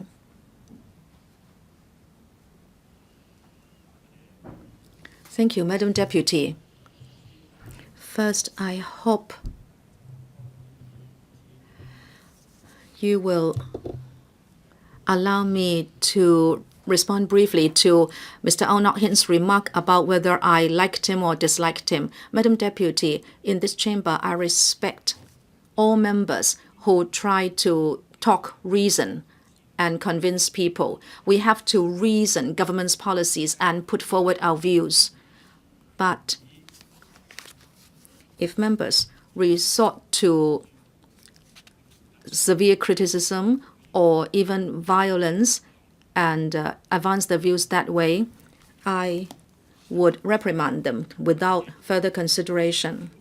Madam Deputy, in the second reading debate, I said something about the fiscal philosophy of this government and also the housing and land policies in the budget. I also spoke on the building of a smart city, transport, and other areas of people's livelihood. Now, I'd like to speak on my views on the budget as a whole and also the having clauses 1 and 2 standing part of the bill, and also why I would vote in a certain way at third reading. As I said, the budget has balanced development and livelihood, but then in terms of opening up new opportunities, I think more can be done. Madam Deputy, you know very well that the US-China trade war is quite unpredictable. Recently, there has been rapid change for the worse. It was thought that within a few days there could be an agreement, but then Donald Trump, the US president, suddenly ordered that billions of dollars worth of Chinese imports would have the tariffs hiked, and then China also adopted countermeasures. And the effect of the US-China trade war is felt in Hong Kong, both in the fourth quarter of last year and the first quarter of this year. You can see how our economy performed. It is going for the worst. And if you ask me, we cannot be optimistic about the second quarter either. Therefore, in terms of the use of public funds, altogether, there will be over $500 billion worth of expenditure to be approved under the appropriation bill. I hope that the FS and other directors of Bureau will pay more attention to opening up new markets when you use public funds and find new opportunities for Hong Kong. And you can help the businesses and professionals in Hong Kong to grasp the opportunities afforded by BRI, the GBA, and also the ASEAN Free Trade Zone. So we would rely less on the American and European markets. Madam Deputy, together with other funds and bonds, the overall expenditure is estimated at $609.3 billion, or $77.5 billion, or 12.7% as against last year. About 3/4 belong to recurrent expenditure. Education, social welfare, and healthcare have taken up 60% of that. The three major policy areas have had their recurrent expenditure raised by 45% in the last 5 years. It is fortunate, however, that it was estimated that our treasury would have revenue of over $626 billion. So overall speaking, there will be a small surplus. Now, where would the revenue come from? I'm aware that apart from land sales, profits tax, stamp duty, salaries tax are major sources of our revenue. And these taxes are closely related to Hong Kong's economic activities. In recent years, members of the public, the media, political parties, and also the media have always been concerned as to whether there will be the dishing out of goodies. And sometimes there was a request that there should be the direct handing out of cash to the public. However, if we do not have appropriate long-term economic policies, and if there will not be more jobs created and new development opportunities for businesses, then we would still need to plow taxes into the treasury, no matter how big the surplus is, because eventually you will deplete the surplus by dishing out money. By then, if we want to provide more social welfare and spend more money on healthcare and give out more sweeteners or direct cash outs, they will become empty talk. Therefore, when it comes to the use of our public finance, I think we should focus more on investing for the future as well as economic development. Well, if you look at previous budgets, well, before the handover, we had the Rose Garden project. At the time, there was a query as to whether it was going to deplete the public coffers so that there would not be a cent left for the future of Hong Kong. Please imagine that had we not built the Chat Lap Kok Airport, and we have to rely on Kai Tak Airport, and without the Western Harbour Crossing, without the West Kowloon Reclamation, etc., what would we have become? Madam Deputy, we don't have unlimited resources. We must make use of them in a wise manner, and this is the proper philosophy of public finance. When it comes to the use of public money in this year's budget, I think the government is spending money on different types of public works projects. So at the time of tendering, the government should not be adhering too strictly to the lowest bidder wins principle for the quality of our services, for the quality of our construction projects. it won't help if we always give the contract to the lowest bidder. In other words, it's better for us to split a project into a number of smaller contracts. Well, FS, when it comes to resource allocation, please take on board my view. So I speak, Madam Deputy, I am in support of including clauses 1 and 2 as part of the bill, and I support the bill as a whole. Thank you. Mr. Wu Chi-wai. Thank you, Madam Deputy. Now we are approaching the end of the budget debate. I think it is clear. As far as the budget as a whole, the Democratic Party is going to vote against the estimates or the appropriation bill. Within the estimates, there are certain things that we don't agree with. At the same time, we want to send a loud and clear message to the SAR government. Now, for the style of governance of the SAR government, I think it is problematic. Let me now go back to the question of governance as a whole. It is a matter of whether the SAR government is willing to listen to the voice of the public and the approach to be adopted by the government when a problem is encountered, whether the government would take a take it or leave it attitude, or whether the government is willing to start a dialogue with the public, look for the largest common factor and try to come to a solution.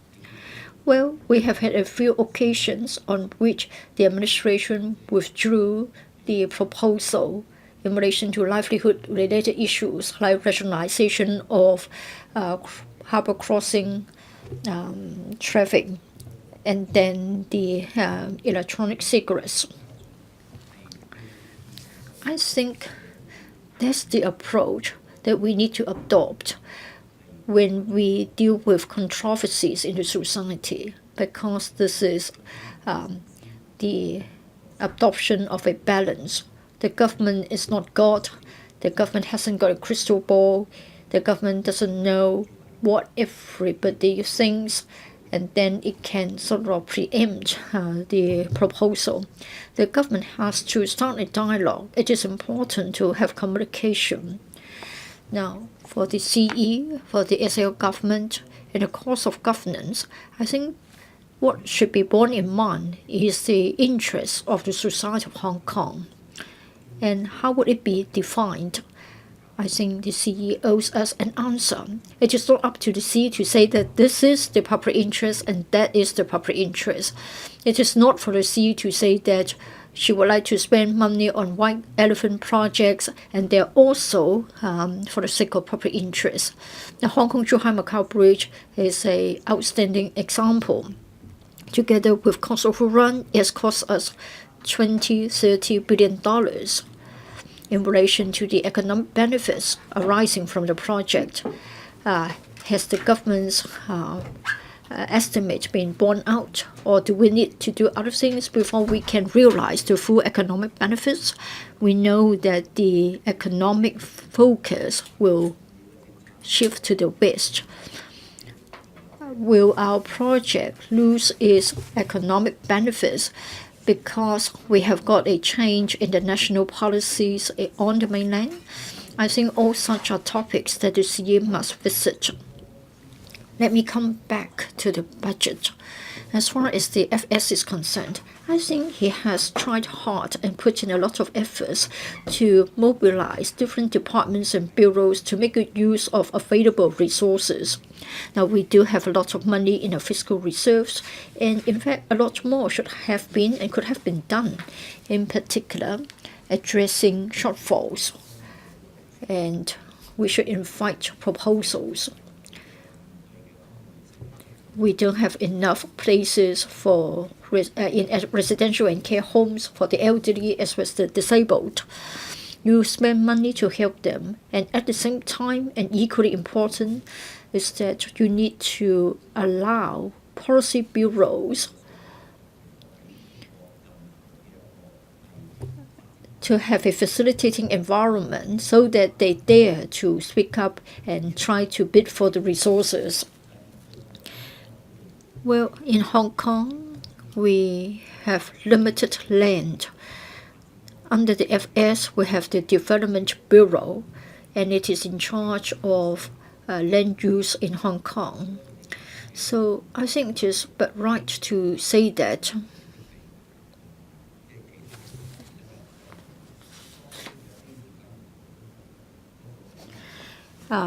we need to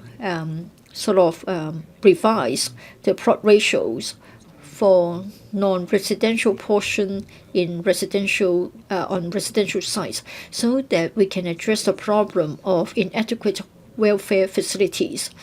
We have shortage because we have shortage of land. So perhaps we can specify that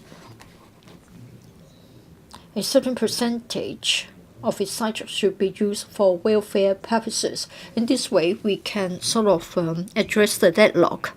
Another point is that we need the resources to support such a policy, so that the operator of such facilities will know that there will be money available to run the service, and then people will be interested in training up new blood. I think we need to take a holistic view so as to resolve this long-standing problem, which is a difficult one. Now, $30 billion will be set aside for the purpose of setting up a reserve. But what about land? We still lack land, and we have to put up with the long waiting time. In fact, many applicants cannot live to see their turn being reached, and it is regrettable. Well, we have to understand that all the policies are interrelated, and we need coordination. And who is in charge of coordination? Can we just rely on resource allocation and think that we can solve all the problems? If a particular department tells you that they dare not get the extra funding from the government, if that is the case, does it mean that there's a problem with the setup of the government? So it is a structural issue, and we need to find out if the FS is in a position to resolve the problem. In the past year or so, Mrs. Carrie Lam set up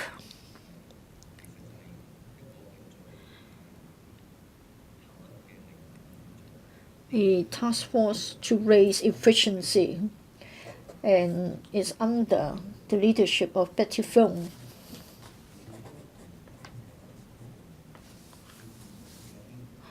What she has to do is to address the red tape within the bureaucracy.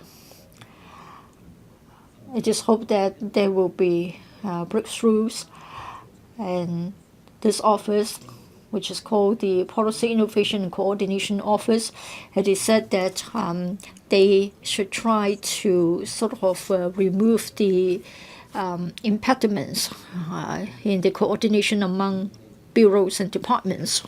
However,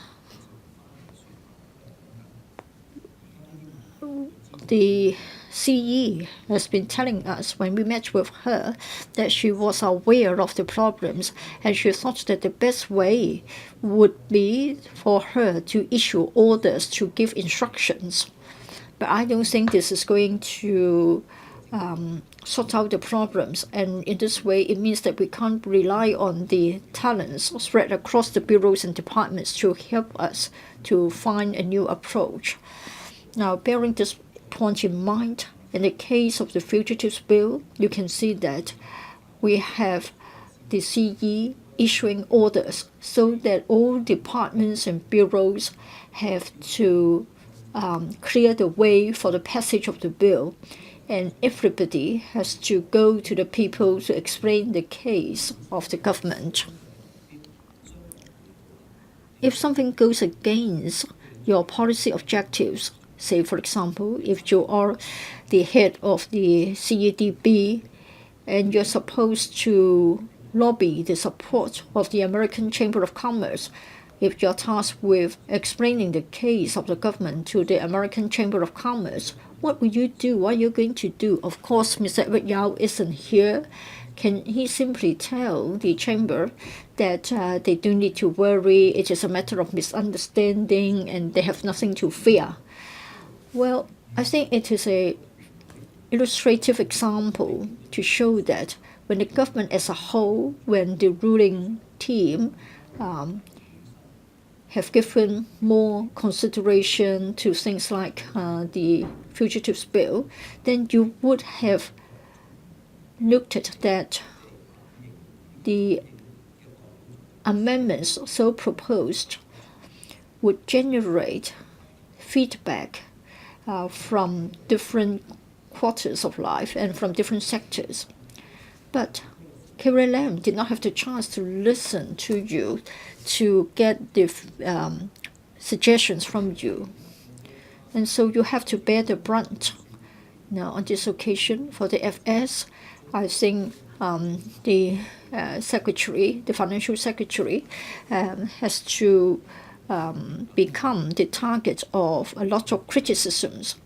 Of course, the FS has to live with a lot of restrictions, limitations. We can't blame everything on him. But I'm afraid for this budget, when we are sort of in the shadow of the Fugitives Bill, when we see that the government is going headstrong and the government is not willing to listen to us, then even if the budget itself may have got something good for the public as a whole, in order to state our stance, I think we have no choice but object to the bill. Let me use a little bit of time to come to the final point. When we scrutinize a budget, we always encounter this problem. That is, how should we be spending the fiscal reserves? That is a long-standing question we need to answer. If you don't think about giving back to society, you only use the resources to help those in need, to support implementation of policies, and to use it as a basis to resolve societal problems. Perhaps people may find it more palatable. But every time, what we see is that the government would like the sound of plowing back revenue to society.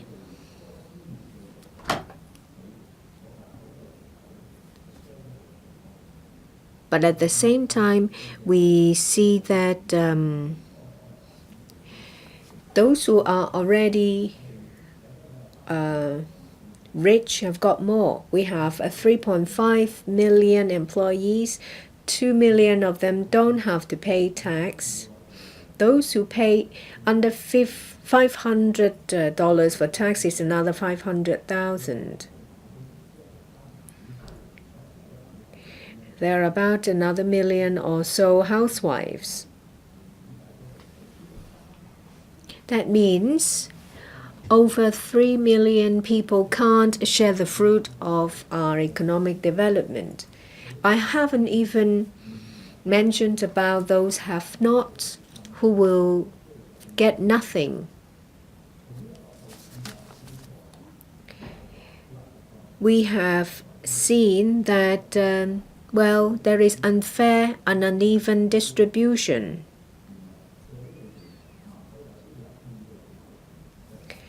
That means over half of the population don't get anything.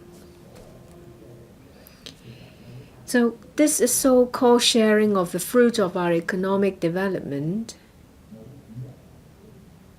is not actually materialized. It only shows that the government is not people-oriented and they are not pragmatic.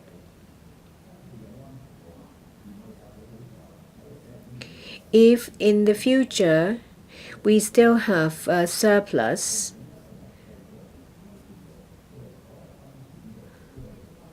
to spend, shall we use this profit-sharing system? By that, I mean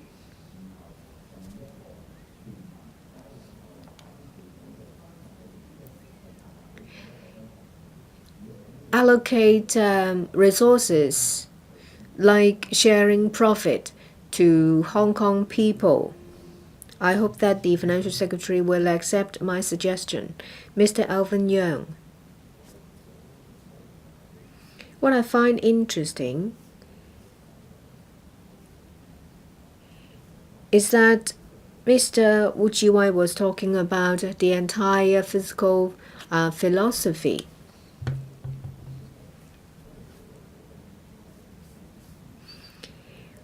Well, apart from talking about the details of the budget, we also need to see if the Financial Secretary has shown his fiscal philosophy, what it is. What is this fiscal philosophy? And then we will analyze to see if the details match this philosophy. And then we decide whether we support this budget. I have said a lot. Let's take a step back. Just now, some other members have mentioned about this. It seems that there is only one thing that is important to this council. I don't know whether it's good or bad.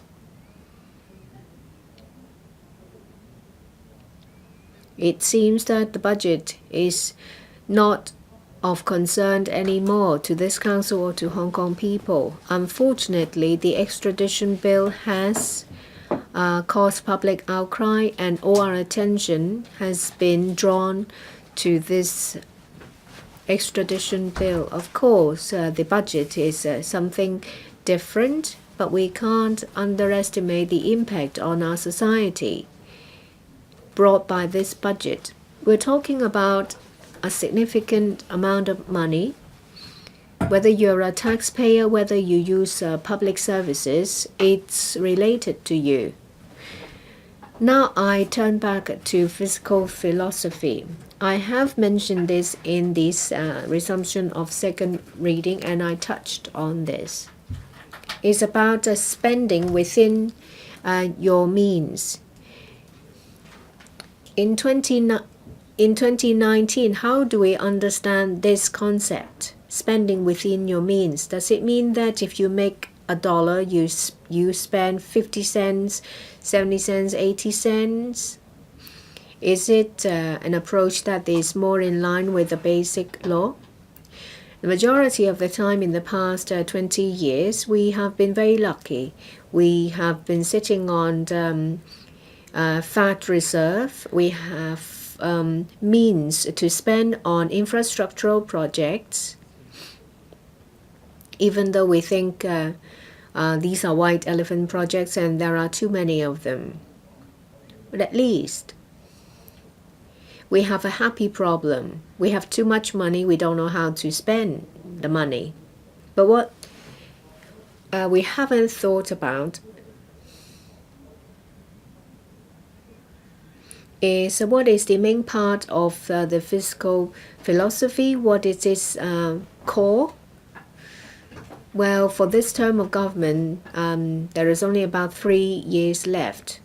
Compared to the time when the chief executive first took office, what are the changes in society? Are Hong Kong people happier, wealthier, healthier? Or just simply different?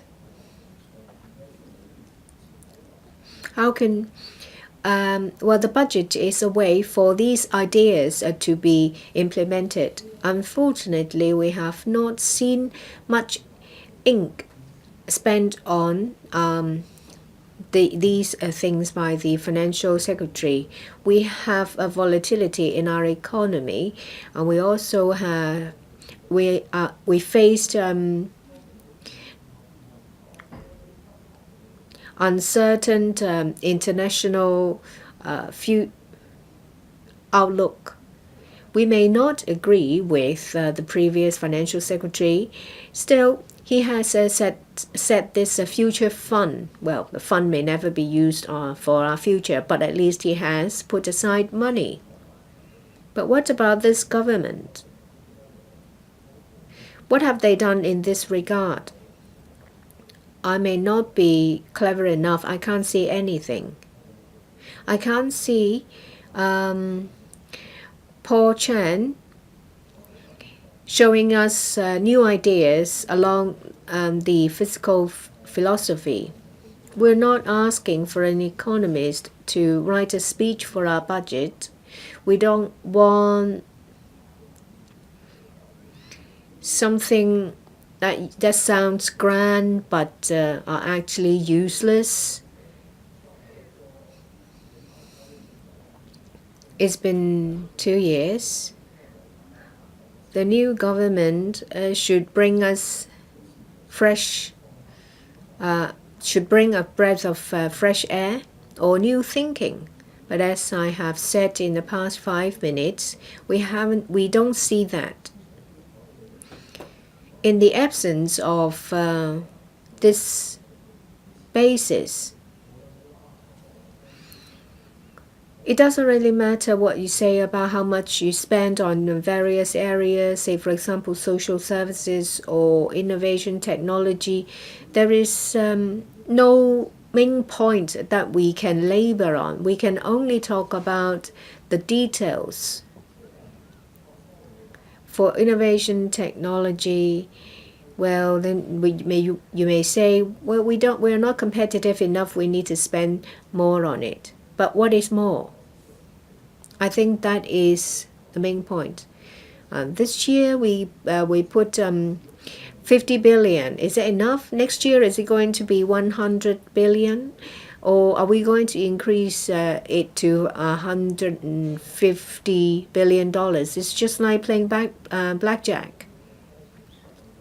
Does it mean that we have a lot of money? That's why we can use our money like we are playing show hand?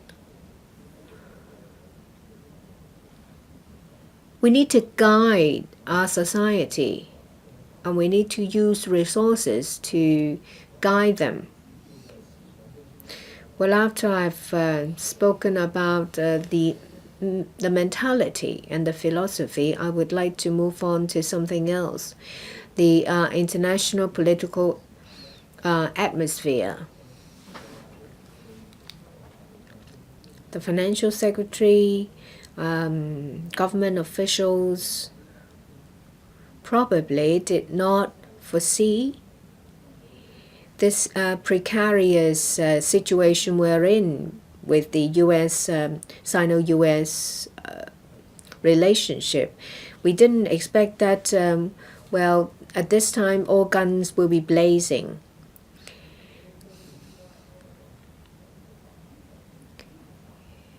In face of such high volatility, we're in the middle of the storm. How are we going to steer our ship? We rely on the chief executive to steer our ship. The financial secretary is equally important. Should the two superpowers cannot reach any agreement or consensus with the escalation of a tariff showing no signs of abating, the question is no longer how much percentage points will our GDP growth be. If foreign investors leave Hong Kong, not just because of the trade conflict, it's because of the fundamental change of Hong Kong's situation, What do we do to keep these funds? What can we do to try to make them stay? Don't forget that for foreign direct investments, they may go to Hong Kong or our competitors in the region. If foreign investors think that we are losing our advantage, they would go somewhere else. It would be good if they at least let us know. But more often than not, they will simply leave you without saying anything. They will simply take Hong Kong away as their list of choices. Sometimes we only wake up after the fact. How will the Financial Secretary react to this fast-changing situation? We don't want foreign investors to leave us. I would rather that I am criticized as a scaremonger. But should what I say turns into reality, how will the Hong Kong SAR react in relation to our financial position? Well, there may be other funds available to try to safeguard enterprises, protect enterprises, use as a hedge. What are the measures to protect Hong Kong people? Chairman, you may not want us to, Deputy Chair, you may not want us to talk too much about politics here. We can't just claim ourselves to be an international financial center. It's how others see us. We have to accept whatever happens with the change in the U.S. Hong Kong Policy Act. The FS may think that even in the absence of U.S. Hong Kong Policy Act,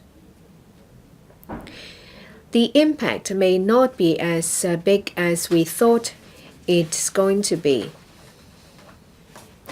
I think the FS should address Hong Kong people's concern. More than once, legislators have mentioned about some thorny political issues. Hong Kong may change as a result. Has the FS prepared for the worst? And this will be beyond corrections in the stock and property markets. Of course, that is not something simple. That's not what I'm saying. But when foreign investment all pull out of Hong Kong, what will happen? I hope the FS has heard my concern so that he will help Hong Kong people allay their worries. Coming back to the budget and its relations to Hong Kong, I'd like to point out that we are an affluent society and we have a budget every year hinging upon very much expenditure. However, there are still people who are not sharing the fruits of our economic prosperity. This is the second budget of this term and actually his third budget. The FS must review this point. Let us not look too far. The wealth gap is, of course, with us, and at the same time, our public hospitals are seeing long and protracted queues. And even if there is care given, you may be given a bed in the corridor. This is far from satisfactory. So, Madam Deputy, what has happened? Is it that the FS is totally ignorant of the situation? If he knows about it, why is it that he hasn't solved the problem? This can be solved with money. If this is something money can resolve, and since we have such a handsome surplus, why is the FS not doing anything to do it? I was using public hospitals as an example, but then in society, there are many more people who are waiting for care and they are not cared for. And then we'll have to come back to this core question. FS, why have you not been able to find a solution to such simple matters?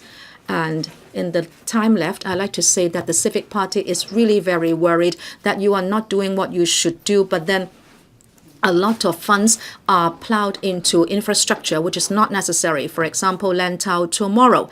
We think this goes against what the FS should do to care for Hong Kong people. So, Madam Deputy, I will emphasize here that apart from what the FS is not doing to fulfill his duties, he is actually putting money where it should not be put. We object to this vehemently, and overall speaking, the Civic Party will vote against the budget. Dr. K.K. Kwok, Madam Deputy, in the 80s, there was this saying that Hong Kong is a borrowed place in borrowed time. We thought that after 1997, Hong Kong people would be captains of their own ship, and it should be a big celebration for all. But let us look at what we have ended in. We are 21 years into reunification, but we are in a worse situation than in the 80s. At that time, Hong Kong started from what was worst, but we had more and more orders for our factories, and young graduates from universities, from matriculation class or secondary school, all had been able to land a job which gave them hope. It was said that as long as you were willing to work hard, you could establish yourself in Hong Kong. And then it was said that university students were looking to have a house, a car, a wife, and a son. But then this is like hoping for too much today.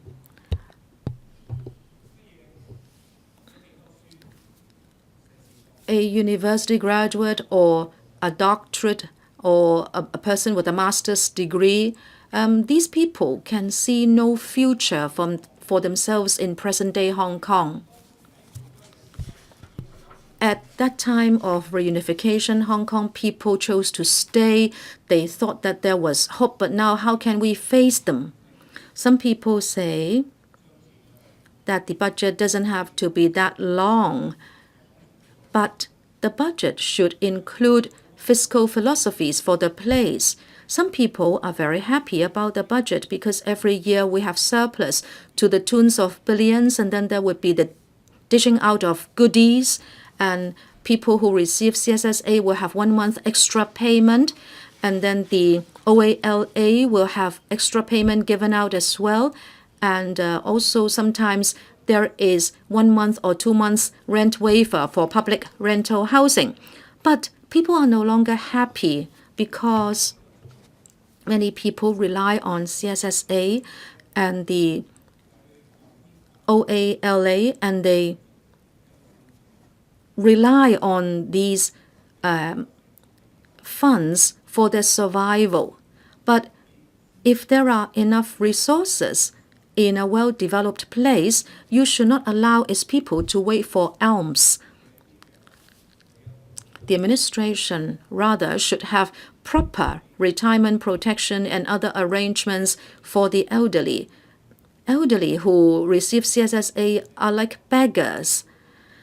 And this was something created by the administrative officers of the generation of Carrie Lam. The few officials here might not have been promoted from those ranks at that time. Mrs. Carrie Lam was once the Director of Social Welfare.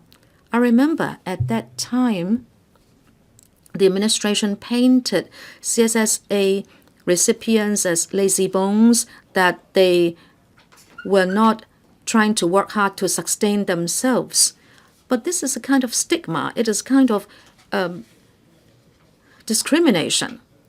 Now, when we have enough money in government's coffers, and yet you are not looking at forward-looking and appropriate measures. Well, this is what Paul Chan is doing, and John Tsang is not much better. You would rack your brains and use billions in order to do superficial acts in order to give sweeteners to this group and to that group.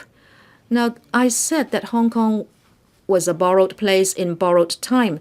That was like a curse for us in the past, but now we should be captains of our own ship because we have reunited with the motherland.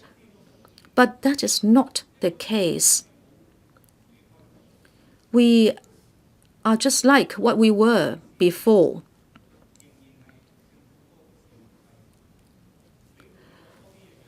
The public still do not enjoy the same status as those in power. If you ask for more, they say you are in the way of policies. And some people may say, well, isn't it better now that you have some goodies instead of none? But Hong Kong people are paying taxes, aren't they? We are paying more and more taxes. Hong Kong people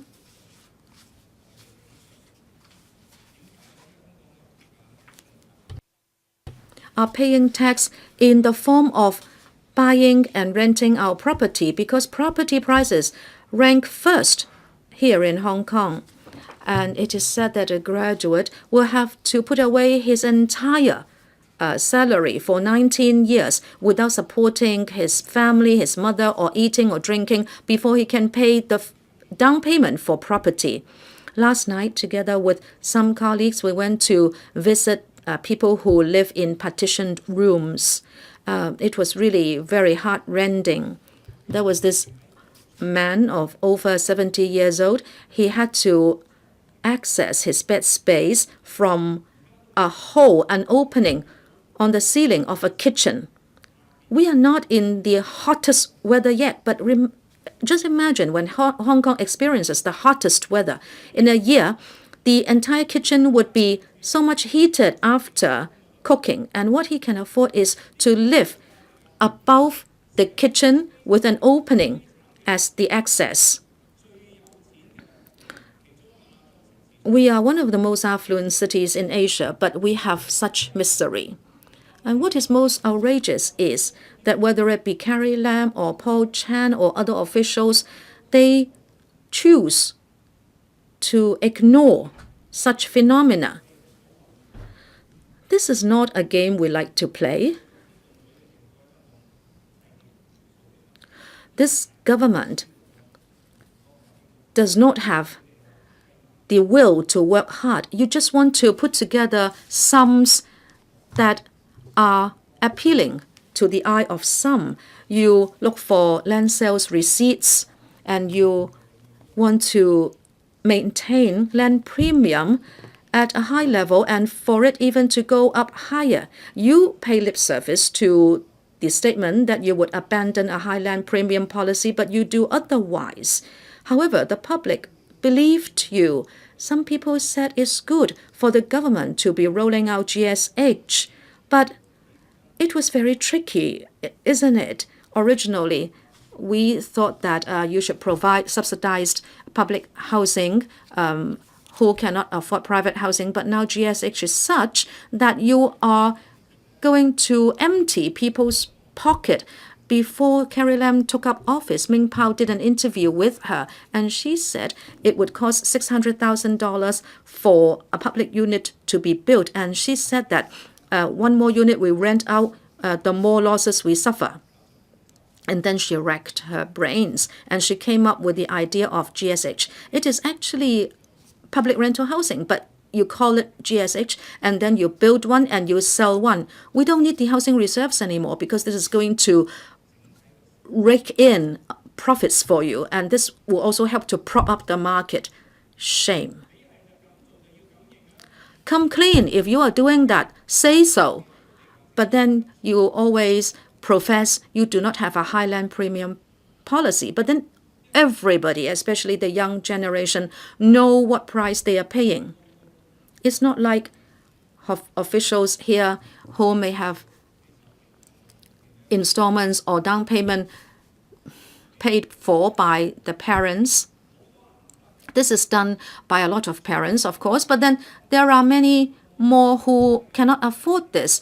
Those who live in subdivided units, public rental housing, and those who sleep in the streets are continuing to do so. And Hong Kong housing is not for the Hong Kong younger generation unless you save up all your salaries. And even property agents are telling you our units are bought by the so-called new Hong Kongers. And then the TH Bureau will tell you these are Hong Kongers, but then they are new Hong Kongers. We have 150 one-way permits every day, and then you have people coming in through other channels and under different projects, and there are at least 75,000 coming every year. Therefore, all these are Hong Kongers. It's just that they speak Putonghua. Our housing is reserved for them. You talk about the artificial island in Eastern Lantau, and the Development Bureau is saying it would cost $20,000 for 1 square foot, and then work hard and buy a bigger unit. A family should at least occupy a unit of 700 to 1,000 square feet, and it's cheap. It would just cost $20 million. Well, if we are talking about the children of the officials, yes, but it is so difficult for the average citizen. This is what Hong Kong is facing. And they would say, we are increasing residential places by a few hundred every year for the elderly. And, well, it's okay. You will get through it. Well, we call this so-called refugee philosophy. The CE, the officials may be in post for a few years, and then they would just go and leave behind those they should help. And this is hurting Hong Kong people. It will not be a problem for Mrs. Carrie Lam. Her 2 sons did not want to stay with Xiaomi, and they have gone to the UK. But you know, many Hong Kong people don't have that option. It's not like what Ronnie Tong said, if you don't like it, just go. But they are here supporting Hong Kong. However, they see Hong Kong going down further, and the officials are destroying one country, 2 systems. In the council now, when the public are also saying the rendition law is not something they desire. However, Mrs. Carrie Lam is meeting officials in the mainland, and she talked about the Greater Bay Area. She spoke in Putonghua. She would not listen. Oh, come on. Don't talk about retracting the bill. As you know, the US-China war conflict is having battle lines drawn. And the mainland, of course, will not back down, because if it doesn't, President Xi may lose his seat. 民主黨上場呢 Even if the Democrats start to rule the USA, they won't be giving China easy time, because for the Belt and Road Initiative, whatnot, China is trying to take over the market, and they don't like it.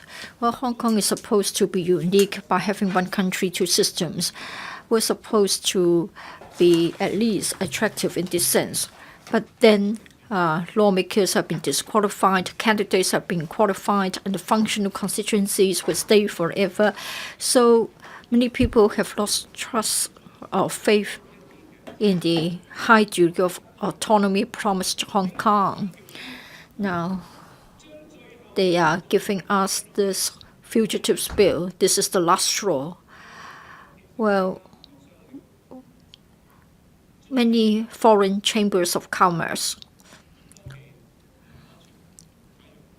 and the USCC, the US-China Security and Economic Commission, has already said that it will be difficult to say that Hong Kong is a place which has got independent judiciary and a free society. So will they still be providing us with zero tariff? Will they still be having the U.S.-Hong Kong Policy Act.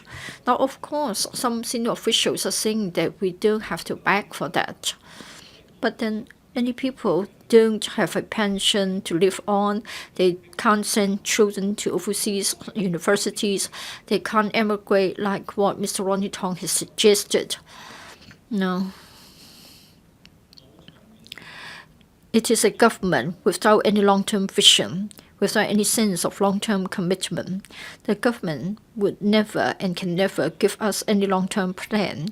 Every year, the government is glad that we have dozens of billions of dollars in the fiscal surplus. And then when everybody queues up to get something out of the surplus, they will say yes. And then for the profits tax, again, it can be cut by half.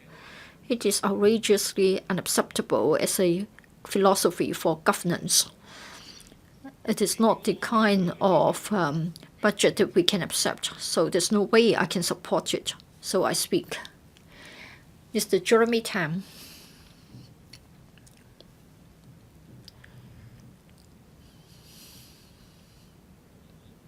Thank you, Madam Deputy.